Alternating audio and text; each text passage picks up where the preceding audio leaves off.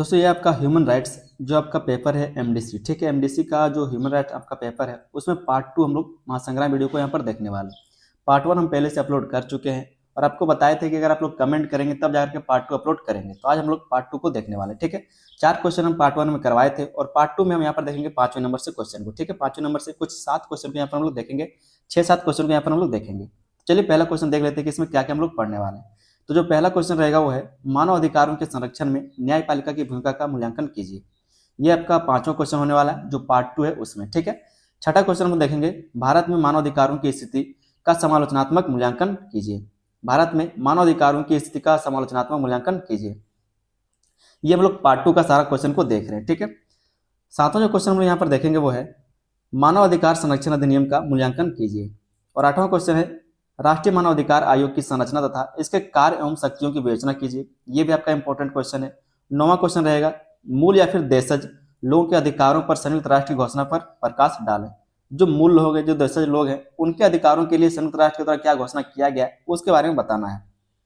10वां number question आपका है कि मानव अधिकारों के उल्लंघन के कारणों तथा उनके समाधान का वर्णन कीजिए। मानव अधिकारों के उल्लंघन के क्या क्या कारण है और उसके समाधान के लिए क्या क्या काम किया जा सकता है उसके बारे में बताना है। 11 नंबर क्वेश्चन है कि मानव अधिकारों का वर्गीकरण और इसके प्रकारों का वर्णन कीजिए। मानव अधिकारों का वर्गीकरण और इसके प्रकारों का वर्णन कीजिए। और अंतिम क्वेश्चन जो आपका रहेगा और सबसे ज्यादा जो इंपॉर्टेंट है वो यही है कि पुलिस प्रताड़ना से मानव अधिकारों के दुरुपयोग एवं हनन से बचने के संबंध में सामान्य जन के मानव अधिकारों पर प्रकाश डालिए। मतलब जो पुलिस के द्वारा मारपीट किया जाता है, जो प्रताड़ना किया जाता है, वो मानव अधिकार का किस तरह से दुरुपयोग होता है, मानव अधिकार का किस तरह से हनन होता है, उसके बारे में हम लोग कैसे बच सकते हैं, उस दुरुपयोग से कैसे हम लोग बच सकते हैं, उसके बारे में हमें क्या अधिकार दिया गया है वहां पर प्रकाश डालने के लिए कहा जा रहा है, ठीक है। उन सब अधिकारों पर प्रकाश डालने के लिए कहा जा रहा है। तो यहाँ पर कुछ 8 क्वेश्चन है। 8 क्वेश्चन को यहाँ पर हम लोग पार्ट 2 में देखने वाले हैं। तो शुरू करते हैं हम लोग इसी 5वें नंबर क्वेश्चन से जो आपका महासंग्राम वीडियो पार्ट 2 है। 5वें नंबर क्वेश्चन से हम लोग शुरू करेंगे मानव अधिकारों के संरक्षण में न्यायपालिका की भूमिका का मूल्यांकन कीजिए। चलिए दोस्तों शुरू करते हैं इस क्वेश्चन के आंसर को। ये पार्ट 2 आपको कैसा लगा आप लोग कमेंट करके जरूर बताइएगा और पार्ट 1 आपको कैसा लगा था ये भी आप कमेंट करके बता सकते हैं। अगर ये वीडियो आपको पसंद आता है तो वीडियो को लाइक जरूर कर दीजिएगा और अपने दोस्तों में इसको शेयर भी कर देना है। तो शेयर करना आप लोग ना भूलें, वीडियो को शेयर करें और सब्सक्राइब भी जरूर कर लीजिएगा, ठीक है। तो चैनल को आप लोग सब्सक्राइब सबसे पहले कर लीजिए और साथ में बेल आइकन को दबाइए, उसको ऑल पर सेट कर लीजिए ताकि आने वाला जो आपका और सेमेस्टर बचा हुआ है, जो आपका सेक पेपर बचा हुआ है उसमें अच्छे से तैयारी कर सके, ठीक है। शुरू करते हैं हम लोग इस महासंग्राम वीडियो को।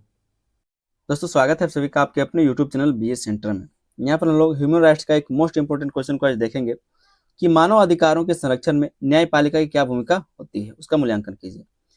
जो हमारा मानव अधिकार है उसके संरक्षण में जो हमारा न्यायपालिका है, मतलब जो अदालत है, उसकी क्या भूमिका होता है उसका मूल्यांकन करने के लिए कहा जा रहा है। ये क्वेश्चन आपका बहुत ही इंपॉर्टेंट है। चैनल पर दोस्तों नहीं तो आप लोग चैनल को सब्सक्राइब कर लीजिए और आपको कुछ करना नहीं, आपको क्या करना है तो वीडियो को अंत तक देखना है ताकि आप इस चीज को अच्छे से समझ सके। अगर आप इसको अच्छे से समझ पाते हैं तो अगर क्वेश्चन को घुमा के भी देगा और आप समझ पाएंगे तभी जाकर क्या तो एग्जाम में लिख पाएंगे। अगर नहीं समझे रहेंगे तो आप एग्जाम में नहीं लिख पाएंगे। इसलिए क्या तो वीडियो को आप लोग अंत तक देखिए। चैनल पर नहीं तो आप लोग चैनल को सब्सक्राइब कर लीजिए और आपका सेक पेपर क्या है उस चीज को आप कमेंट करके जरूर बता दीजिएगा, ठीक है, ताकि आपका तैयारी जल्द से जल्द कराया जा सके। आपने कहा कि आपका एमडीसी पेपर ह्यूमन राइट्स है तो उसका तैयारी करा दिया जा रहा है। अगर आपका सेक पेपर क्या है उसको कमेंट करके आप लोग जरूर बताइएगा, ठीक है। समझते हैं दोस्तों हम लोग इस क्वेश्चन के आंसर को। कहा जा रहा है कि भारत में न्यायपालिका को नागरिकों के अधिकारों का अंतिम रक्षक माना जाता है। हमारा जो देश भारत है उसमें न्यायपालिका को क्या माना जाता है तो नागरिकों के अधिकारों का अंतिम रक्षक माना जाता है। जब किसी व्यक्ति के साथ अन्याय होता है या उसके अधिकार छीने जाते हैं तो वह अदालत की शरण ले सकता है। अगर किसी भी व्यक्ति के साथ क्या है तो अन्याय होता है या फिर उसके जो अधिकार हैं, जो मानव अधिकार हैं, जो मौलिक अधिकार है वो छीन लिया जाता है तो क्या है तो न्यायालय का शरण ले सकता है, न्यायालय में जाकर के अपील कर सकता है। खासकर सुप्रीम कोर्ट ऑफ इंडिया और उच्च न्यायालयों ने कई फैसलों के माध्यम से यह साबित किया है कि वे मानव अधिकारों की रक्षा के लिए हमेशा तैयार रहते हैं। मानव अधिकारों की सुरक्षा के लिए जो सुप्रीम कोर्ट ऑफ इंडिया है या फिर जो हमारा उच्च न्यायालय है ये क्या है तो हमेशा तैयार रहता है हमारी सुरक्षा के लिए या फिर हमारे मौलिक अधिकार की सुरक्षा के लिए। आगे दोस्तों हम लोग देखते हैं न्यायपालिका की भूमिका। हमारे मौलिक अधिकारों के लिए या फिर जो हमारा मानव अधिकार है उसकी सुरक्षा के लिए न्यायपालिका की क्या भूमिका है उसको थोड़ा सा हम लोग यहाँ पर अब देखना शुरू करते हैं। तो पहले जो यहाँ पर हम लोग इसकी भूमिका को देखेंगे वो है मौलिक अधिकारों की रक्षा करना। मौलिक अधिकारों की रक्षा करना इसका एक पहला भूमिका है। न्यायपालिका का सबसे बड़ा काम यह है कि वह संविधान में दिए गए मौलिक अधिकारों की रक्षा करे।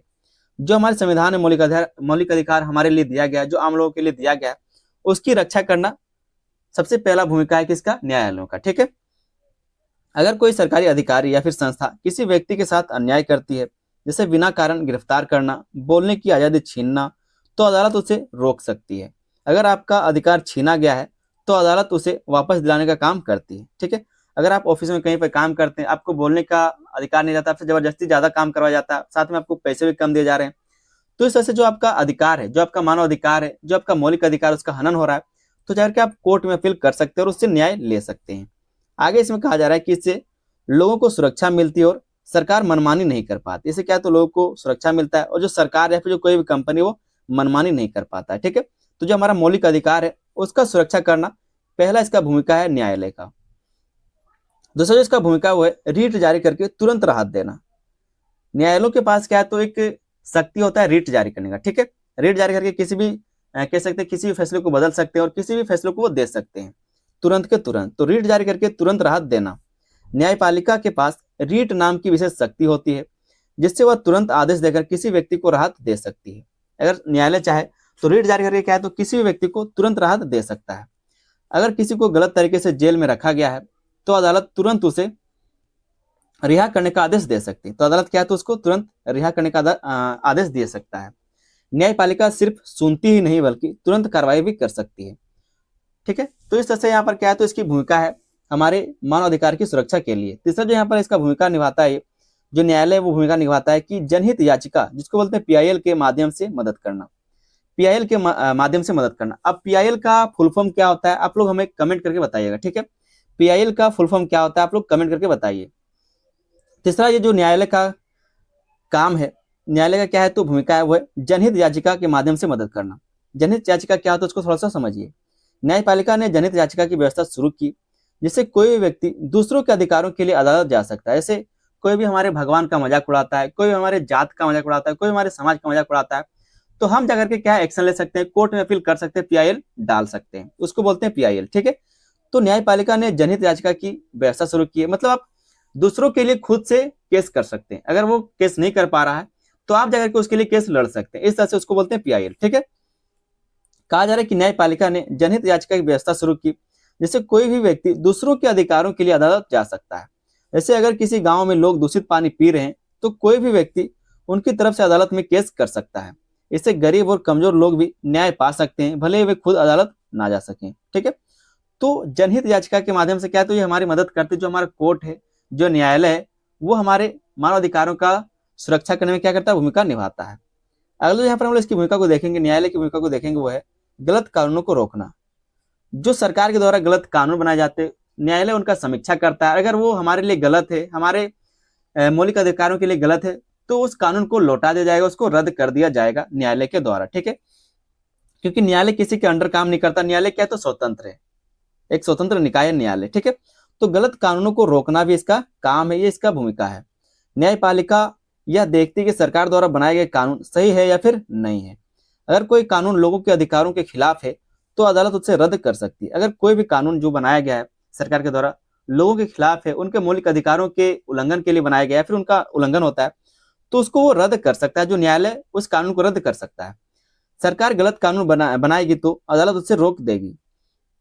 इससे सरकार अपनी सीमा में रहती है और लोगों के अधिकार सुरक्षित रहते हैं।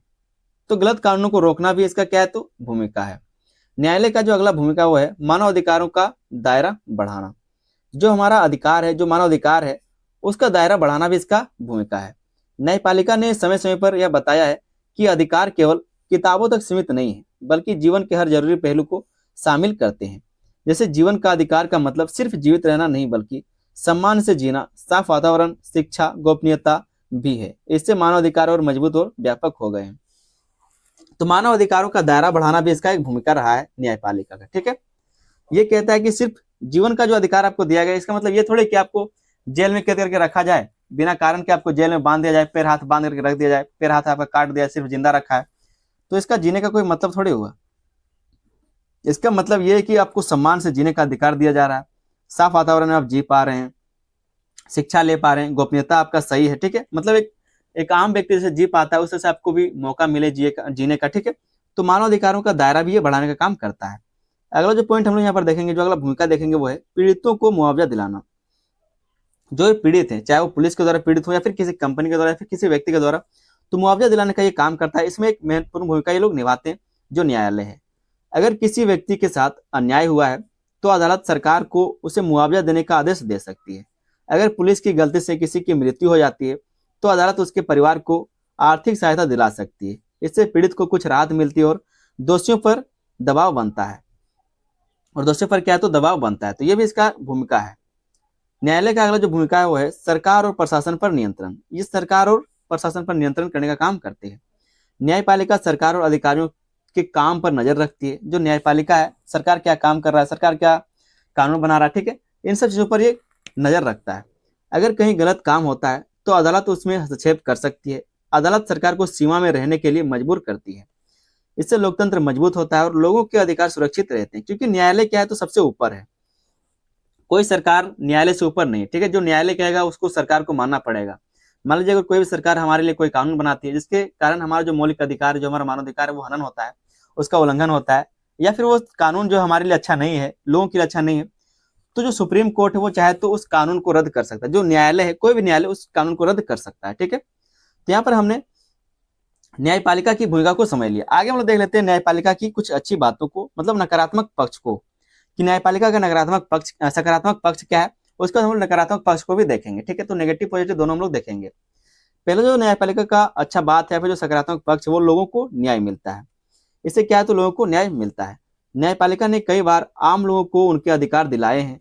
इससे लोगों का विश्वास बना रहता है कि अन्याय के खिलाफ आवाज उठाने से न्याय मिल सकता है, तो लोगों को न्याय मिलता है। ये इसका एक अच्छा बात है, सकारात्मक पक्ष है। न्यायपालिका का जो अगला सकारात्मक पक्ष है वो है लोकतंत्र को मजबूत बनाती है। न्यायपालिका क्या है तो लोकतंत्र को मजबूत बनाने का काम करती है। जब लोगों को बोलने, सोचने और चुनाव करने की स्वतंत्रता मिलती है तो लोकतंत्र मजबूत होता है। यह काम न्यायपालिका ही करती है। यह क्या है तो न्यायपालिका के द्वारा ये सारे काम कराए जाते हैं। तीसरा जो है अपन लोग इसके सकारात्मक पक्ष को देखेंगे वो है कमजोर लोगों की मदद। जो कमजोर लोग हैं उनका मदद कौन करता है, न्यायपालिका ही करता है। जैसे गरीब, अनपढ़ और कमजोर लोग भी अदालत के माध्यम से अपने अधिकारों की रक्षा कर सकते हैं, खासकर जनहित याचिका के जरिए।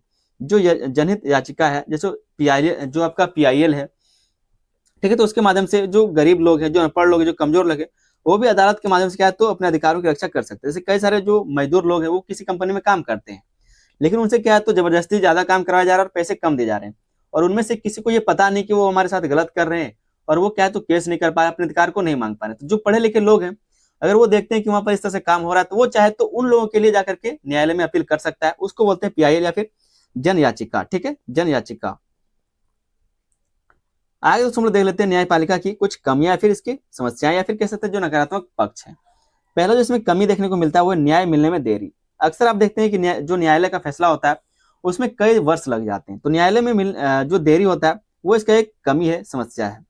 भारत में अदालतों में बहुत सारे केस होते हैं, इसलिए निर्णय आने में कई साल लग जाते हैं। पीड़ित को समय पर न्याय नहीं मिल पाता है, और देर से मिला न्याय कई बार अन्याय जैसा ही होता है। हम आपको पिछले वीडियो में बताए थे कि अगर आप कोई अपराध के लिए जेल जाते हैं, जबकि वो अपराध आपने नहीं भी किया है, और फिर भी आपको वहां पर 10 साल रहने के बाद जो कोर्ट है वो आपको निर्दोष साबित करता है, निर्दोष घोषित करता है, तो आपको कोई फायदा हुआ नहीं हुआ। वो जो आपके साथ न्याय हुआ वो भी अन्याय की तरह ही लगता है, क्योंकि जब आपने कोई काम किया ही नहीं, कोई गलत काम आपने किया ही नहीं, फिर भी आपको 10 साल तक जेल में रखा गया और बाद में पता चला कि आप निर्दोष थे, तो वो अन्याय हुआ या फिर न्याय हुआ? वो आपके साथ अन्याय हुआ, क्योंकि आपने कोई काम भी नहीं किया था वैसा। आगे जो इसकी सीमा है वो है खर्च ज्यादा होना। खर्च ज्यादा होना, अदालत में केस लड़ना महंगा होता है, वकील, फीस, समय सब लगता है। इससे गरीब लोग पूरी तरह से न्याय नहीं ले पाते, ठीक है। इससे क्या है तो गरीब लोग पूरी तरह न्याय नहीं ले पाते हैं, क्योंकि बहुत ज्यादा खर्चा होता है। तीसरा जो इसका नकारात्मक पक्ष है वो है आदेश का पालन ना होना। आदेश का पालन ना होना, कई बार अदालत आदेश दे देती है लेकिन उसका सही तरीके से पालन नहीं होता। इससे न्यायपालिका की शक्ति थोड़ी कमजोर दिखती है। मतलब कई बार कह दिया गया कि मुआवजा दे दो इतना, लेकिन फिर क्या है तो अगर फिर वहाँ क्या समझौता हो जाता है। अगर 20 लाख में डन हुआ वहाँ पर, तो फिर यहाँ पर क्या समझौता हो जाता है कि आप 10 लाख लीजिए, 2 लाख ब्रोकर को दे देते हैं, दलाल को दे देते हैं, काम खत्म हो गया। तो इस तरह से समझौता हो जाता है, फिर से उसको डरा धम करके आधा पैसा दिया जाता है। तो इस तरह से जो न्यायालय के द्वारा बात कहा जाता है उसको नहीं माना जाता कई बार। चौथा जो पॉइंट है वो है न्यायिक सक्रियता पर विवाद। कुछ लोग मानते हैं कि न्यायपालिका कभी कभी ऐसे मामलों में भी हस्तक्षेप करती है जो सरकार का काम है। जो सरकार का काम है वो उसमें भी क्या है तो न्यायपालिका हस्तक्षेप करती है। इससे विवाद पैदा होता है कि अदालत अपनी सीमा पार कर रही है या फिर नहीं। तो इससे क्या है, न्यायिक सक्रियता पर भी विवाद होने को देखने को मिलता है। मतलब जो काम सरकार का है उसके ऊपर भी क्या है, तो न्यायपालिका हस्तक्षेप कर देती है। जबकि न्यायपालिका तो एक स्वतंत्र निकाय है, वो चाहे तो जहां पर हस्तक्षेप कर सकता है। ठीक है, तो न्यायपालिका की कुछ सीमाएं भी हमने यहाँ पर देख लिया। जो आपका मानवाधिकार है उसमें जो आपका न्यायालय है उसका क्या भूमिका होता है, उसके सकारात्मक पक्ष को हमने देख लिया, उसके नकारात्मक पक्ष को भी हमने देख लिया। एक छोटा सा यहाँ पर निष्कर्ष लिखा है, उसको भी आप समझते चलिए। कहा जा रहा है कि भारतीय सर्वोच्च न्यायालय और अन्य अदालतें भारत में मानवाधिकारों की सबसे मजबूत रक्षक हैं। ये लोगों को न्याय दिलाती है और सरकार को संविधान के अनुसार चलने के लिए बाध्य करती है। क्या करता है, तो ये लोगों को न्याय दिलाता है और सरकार को संविधान के अनुसार चलने के लिए बाध्य करता है। ठीक है, अगर न्यायालय ना रहे, अगर न्यायालय सरकार के अंडर चला जाए तो सरकार जो चाहे वो कर लेगी। ठीक है, जिसके कारण ये जो न्यायालय एक स्वतंत्र निकाय है, जिसके कारण सरकार का दबाव इसके ऊपर नहीं पड़ता है। उम्मीद करते हैं ये क्वेश्चन का आंसर आपको समझ में आया होगा। चैनल पर दोस्तों नहीं तो आप लोग चैनल को सब्सक्राइब जरूर कर लीजिएगा, साथ में वीडियो को लाइक जरूर कर दीजिए और अपने दोस्तों में अपने शेयर जरूर कर दीजिएगा। ठीक है, आप लोग के लिए प्लेलिस्ट बना दें, इसका लिंक डिस्क्रिप्शन में जाके चेक कर लीजिएगा। मिलते हैं दोस्तों हम लोग किसी अगले वीडियो में, तब तक के लिए धन्यवाद। जय हिंद।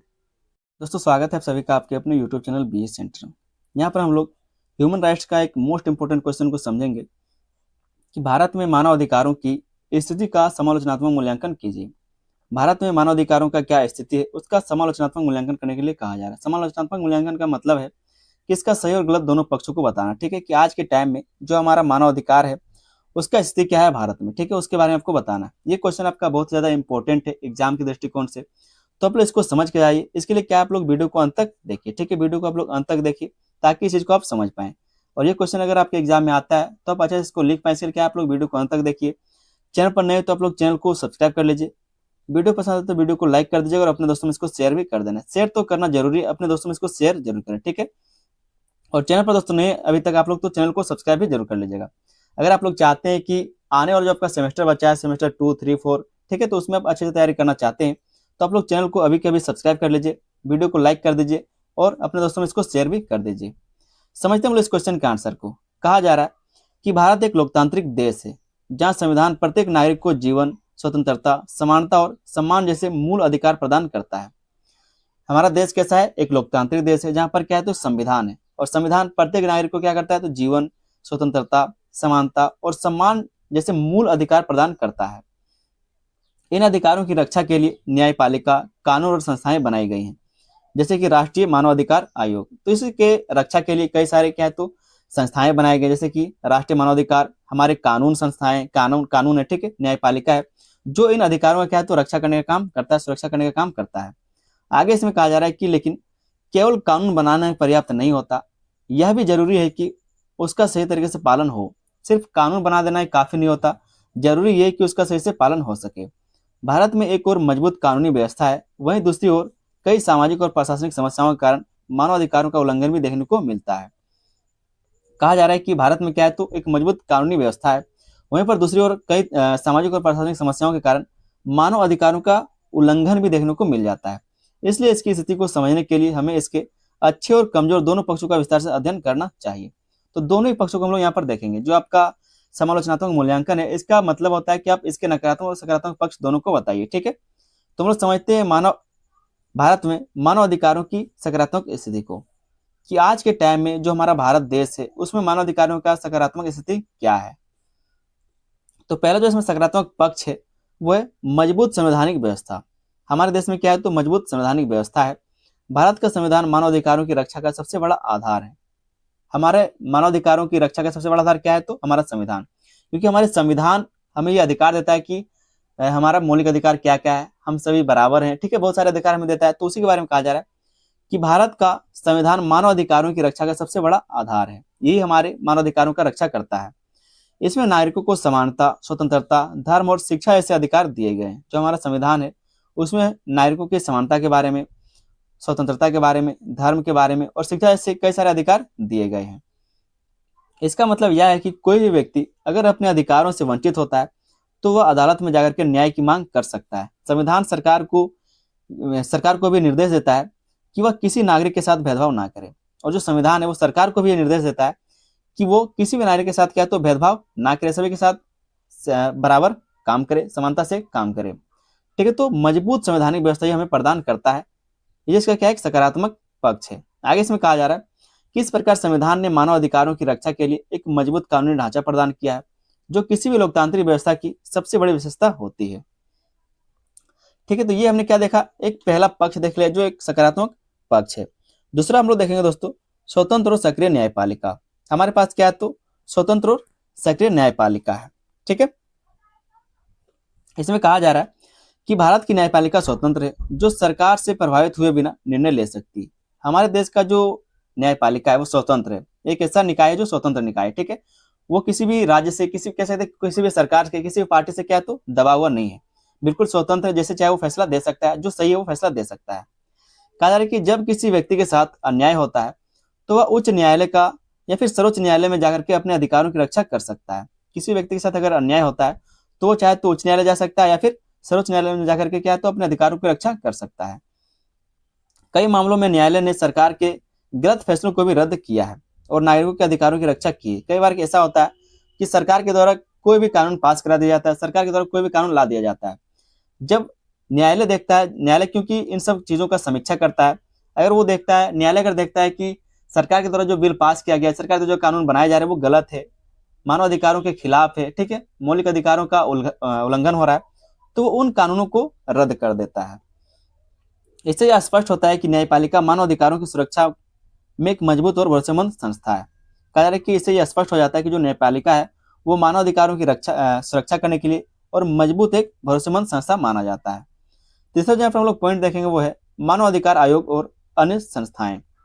मानव अधिकार आयोग और अन्य संस्थाएं, ठीक है, कहा जा रहा है कि भारत में राष्ट्रीय मानव अधिकार आयोग तथा राज्य स्तर पर आयोग बनाए गए हैं। भारत में क्या है, तो राष्ट्रीय मानव अधिकार आयोग बनाया गया तथा राज्य स्तर पर कुछ आयोग बनाए गए जो मानव अधिकारों की रक्षा के लिए कार्य करती है, जो इसलिए काम करता है कि वो मानव के अधिकार को रक्षा कर सके। ठीक है, इसलिए इन सारे आयोगों को बनाया गया है। ये आयोग लोगों की शिकायत सुनते हैं, मामलों की जांच करते हैं और सरकार को सुधार के लिए सुझाव देते हैं। और ये सब जो आयोग है, चाहे वो राष्ट्रीय आयोग हो, ठीक है, जो आपका राष्ट्रीय मानवाधिकार आयोग है ये हो, या फिर जो राज्य स्तर पर आपका आयोग है, सभी क्या करते हैं, तो लोगों की शिकायत को सुनते हैं, मामलों की जांच करते हैं और खास करके सरकार को क्या करते हैं, वो सुधार करने का सुझाव वो देने का काम करते हैं। इससे लोगों को एक ऐसा मंच मिलता है जहां वे बिना डरे अपनी समस्या रख सकते हैं, जहां पर क्या है, तो वो बिना डर के अपनी समस्याओं को रख सकता है। ठीक है, हालांकि ये आयोग सजा नहीं दे सकते, फिर भी इनकी उपस्थिति सरकार पर एक नैतिक दबाव बनाती है। ये सब जो आयोग आप देख पा रहे हैं, राष्ट्रीय मानव अधिकार आयोग या फिर जो राज्य स्तर पर कोई भी आयोग होता है, ये खुद कोई सजा नहीं दे सकता। अगर देश में राजनीति कह सकते हैं कि जो हमारा मानव अधिकार है, ठीक है, उसका उल्लंघन भी होता है, तो ये खुद सजा नहीं दे सकता। ये क्या करता है, सिर्फ सरकार को निर्देश दे सकता है कि इस चीज को आप सुधार करिए। ठीक है, सिर्फ निर्देश दे सकता है, क्योंकि ये सब क्या कोई कानून नहीं है, ये सब क्या है, सिर्फ एक आयोग बनाए गए निर्देश देने के लिए, समीक्षा करने के लिए। चौथा जो यहाँ पर हम लोग पॉइंट देखेंगे वो है जागरूकता और मीडिया की भूमिका। जागरूकता और मीडिया की भूमिका, कह रहे कि आज के समय में शिक्षा, मीडिया और सोशल मीडिया के कारण लोगों में अपने अधिकारों के प्रति जागरूकता बढ़ी है। लोगों में क्या है, तो अपनी जागरूकता, अपने अधिकारों के प्रति क्या है, तो जागरूकता बढ़ा हुआ है। तो जागरूकता और मीडिया की यहाँ पर भूमिका हम लोग को देखने को मिलती है। आगे कहा जा रहा है कि पहले लोग अन्याय सह लेते थे क्योंकि उन्हें अपने अधिकारों की जानकारी नहीं होती थी, लेकिन अब लोग गलत के खिलाफ आवाज उठाते और न्याय की मांग करते हैं। पहले लोगों को अपने अधिकार के बारे में जानकारी नहीं होता था, जिसके कारण क्या है, तो लोग अन्याय को सह लेते थे आराम से। लेकिन आजकल क्या है, तो सभी को अपने जो उनके अधिकार होते हैं उनके बारे में पता है, तो जिसके खिलाफ क्या है, तो वो आवाज उठाते और न्याय की मांग करते हैं। मीडिया भी मानव अधिकारों के उल्लंघन के मामलों को सामने लाता है, जिससे समाज और सरकार दोनों पर दबाव बनता है। जो मीडिया है वो भी क्या करता है, तो जो मानव अधिकारों का उल्लंघन होता है उन मामलों को सामने लाने का काम करता है, जिसके कारण सरकार पर और समाज पर दोनों पर क्या है, तो दबाव बनता है। अगला जो पॉइंट हम लोग यहाँ पर देखेंगे वो है कमजोर वर्गों के लिए विशेष संरक्षण। कमजोर वर्गों के लिए क्या है, तो विशेष संरक्षण का प्रावधान किया गया है। कहा जा रहा है कि भारत में महिलाओं, बच्चों, अनुसूचित जातियों और जनजातियों के लिए विशेष कानून बनाए गए हैं। इसका उद्देश्य यह है कि जो वर्ग समाज में कमजोर स्थिति में है उन्हें अतिरिक्त सुरक्षा मिले और उनके साथ होने वाले भेदभाव और अत्याचार को रोका जा सके। तो कमजोर वर्गों के लिए विशेषकर विशेष संरक्षण दिया गया, जैसे कि महिलाओं के लिए, बच्चों के लिए, ठीक है, जनजातियों के लिए, अनुसूचित जनजातियों के लिए, उनके लिए विशेष कानून बनाए गए, ताकि इसका उद्देश्य ये है जो वर्ग समाज में कमजोर स्थिति में जो मुख्य धारा के साथ नहीं चल पा रहे, उन्हें अतिरिक्त सुरक्षा मिल सके और उनके साथ होने वाले भेदभाव को, अत्याचार को और कम किया जा सके। इसे समाज में समानता और न्याय स्थापित करने में दिशा में महत्वपूर्ण कदम उठाया गया है। कहा जा रहा है कि इससे क्या है, तो समाज में समानता और न्याय स्थापित करने की दिशा में महत्वपूर्ण कदम उठाया गया है। तो कमजोर वर्गों के लिए विशेष संरक्षण दिया गया है। ठीक है, आगे दोस्तों हम लोग देखते हैं भारत में मानव अधिकारों की कमजोर स्थिति। भारत में मानव अधिकारों की कमजोर स्थिति मतलब समस्याएं क्या क्या है। हमने जो मजबूत पक्ष था, जो सकारात्मक पक्ष था, उसको समझ लिया। अब इसमें नकारात्मक पक्ष क्या है। जो हमारा देश में मानवाधिकार का स्थिति है, हम लोग को क्वेश्चन क्या था कि जो हमारा देश है, ठीक है, उसमें मानवाधिकार का क्या स्थिति है, समालोचनात्मक मूल्यांकन करना है। तो समालोचनात्मक मूल्यांकन का मतलब है कि सही और गलत दोनों चीज बताना। तो हमने सही चीजों को समझ लिया कि जो हमारा भारत देश है उसमें मानवाधिकारों का क्या स्थिति है। अब दूसरा पॉइंट हम लोग देखते हैं कि इसका क्या क्या कमजोरी है, क्या क्या समस्याएं देखने को यहाँ पर आपको मिलता है। ठीक है, चलिए शुरू करते हैं। पहला जो पॉइंट है वो है पुलिस अत्याचार और हिरासत में मृत्यु। कई बार ऐसा देखा जाता है कि पुलिस अत्याचार होता है, जो पुलिस के द्वारा है वो अत्याचार किया जाता है, प्रताड़ना किया जाता है, और हिरासत में आपकी मृत्यु हो जाती है। फिर जो लोग को वो लोग पकड़ के लेके जाते हैं उनकी मृत्यु हिरासत में ही हो जाती है। तो उसके खिलाफ कह सकते हैं क्या ये सब क्या है, तो इसकी समस्याएं हैं। जो भारत में मानवाधिकार है उसकी एक कमजोर स्थिति है। भारत में कई बार पुलिस द्वारा अत्याचार, गलत गिरफ्तारी और हिरासत में मौत जैसी घटनाएं सामने आती हैं। तो ये सब क्या है, इसकी कमजोर स्थितियां हैं। जो हमारा भारत देश है उसमें जो मानवाधिकार है उसकी कमजोर स्थितियां हैं। ठीक है, आगे इसमें कहा जा रहा है कि ऐसी घटनाएं यह दिखाती है कि कानून के बावजूद प्रशासनिक स्तर पर मानवाधिकारों का पालन सही तरीके से नहीं हो रहा है। क्या कहा जा रहा है कि ये जो घटनाएं होती हैं ये हमें ये दिखाता है कि कानून के बावजूद, इतना सारे कानून है फिर भी इसके बावजूद क्या है, तो जो प्रशासनिक स्तर है उस पर मानव अधिकारों का पालन सही तरीके से नहीं हो रहा है। जहां पर होना चाहिए वहीं पर नहीं हो रहा, तो दूसरे लोग क्या ही करेंगे। आगे इसमें कहा जा रहा है कि यह स्थिति बहुत गंभीर है क्योंकि जिन संस्थाओं को लोगों की सुरक्षा करनी चाहिए वही कभी कभी अधिकारों का उल्लंघन करती है। मतलब जो पुलिस को हमारी सुरक्षा के लिए बनाया गया, जनता की रक्षा के लिए बनाया गया, वही क्या करता है, इन सब अधिकारों का उल्लंघन करने का काम करता है। तो ये क्या, इसका एक नकारात्मक पक्ष है, नकारात्मक स्थिति है। दूसरा जो हम लोग यहाँ पर नकारात्मक स्थिति देखेंगे, जो समस्या देखेंगे वो है जातीय भेदभाव और सामाजिक असमानता। जातीय भेदभाव और सामाजिक असमानता में देखने को मिलता है। कहा जा रहा है कि हालांकि संविधान समानता की बात करता है लेकिन व्यवहार में आज भी कई जगह जाति के आधार पर भेदभाव होता है। व्यवहार का मतलब है प्रैक्टिकल जगह पर, ठीक है, जो आप जमीनी स्तर पर देखते हैं। दलितों और पिछड़े वर्गों के साथ अत्याचार, सामाजिक बहिष्कार और भेदभाव जैसी घटनाएं आज भी देखी जाती है। तो जो दलित लोग हैं, जो कमजोर वर्ग के लोग हैं, उनके साथ अत्याचार आज भी देखा जाता है, सामाजिक बहिष्कार आज भी देखा जाता है, भेदभाव आज भी देखा जाता है। ठीक है, तो जो व्यवहार में आज कह सकते हैं कि जो संविधान है वो इन सब चीजों को नहीं मानता, लेकिन प्रैक्टिकल जो चीज है उसको तो मानना पड़ेगा। यह स्थिति दर्शाती है कि समाज में अभी भी जो समानता है वो पूरी तरह से स्थापित नहीं हो पाई। जो समानता है मतलब सभी लोग बराबर हैं, कोई ऊंच नीच नहीं, कोई जात प्रथा नहीं है, ये चीज जो है अभी भी पूरी तरह से स्थापित नहीं हो पाया। ये चीज ये दर्शाने का काम करता है। तीसरा जो यहाँ पर हम लोग इसका समस्या देखेंगे वो है महिलाओं के अधिकारों का उल्लंघन। महिलाओं के अधिकारों का उल्लंघन किया गया। आपने पिछले थोड़े से वीडियो में पीछे देखा कि महिलाओं के लिए, बच्चों के लिए, अनुसूचित जाति के लिए, अनुसूचित जनजातियों के लिए अलग से विशेष अधिकार दिए गए हैं, लेकिन यहाँ पर आप लोग देख सकते हैं महिलाओं के अधिकारों का भी उल्लंघन होता है। कहा जा रहा है कि भारत में महिलाओं के खिलाफ हिंसा, घरेलू अत्याचार, दहेज प्रथा और यौन अपराध जैसी समस्याएं अभी भी मौजूद हैं।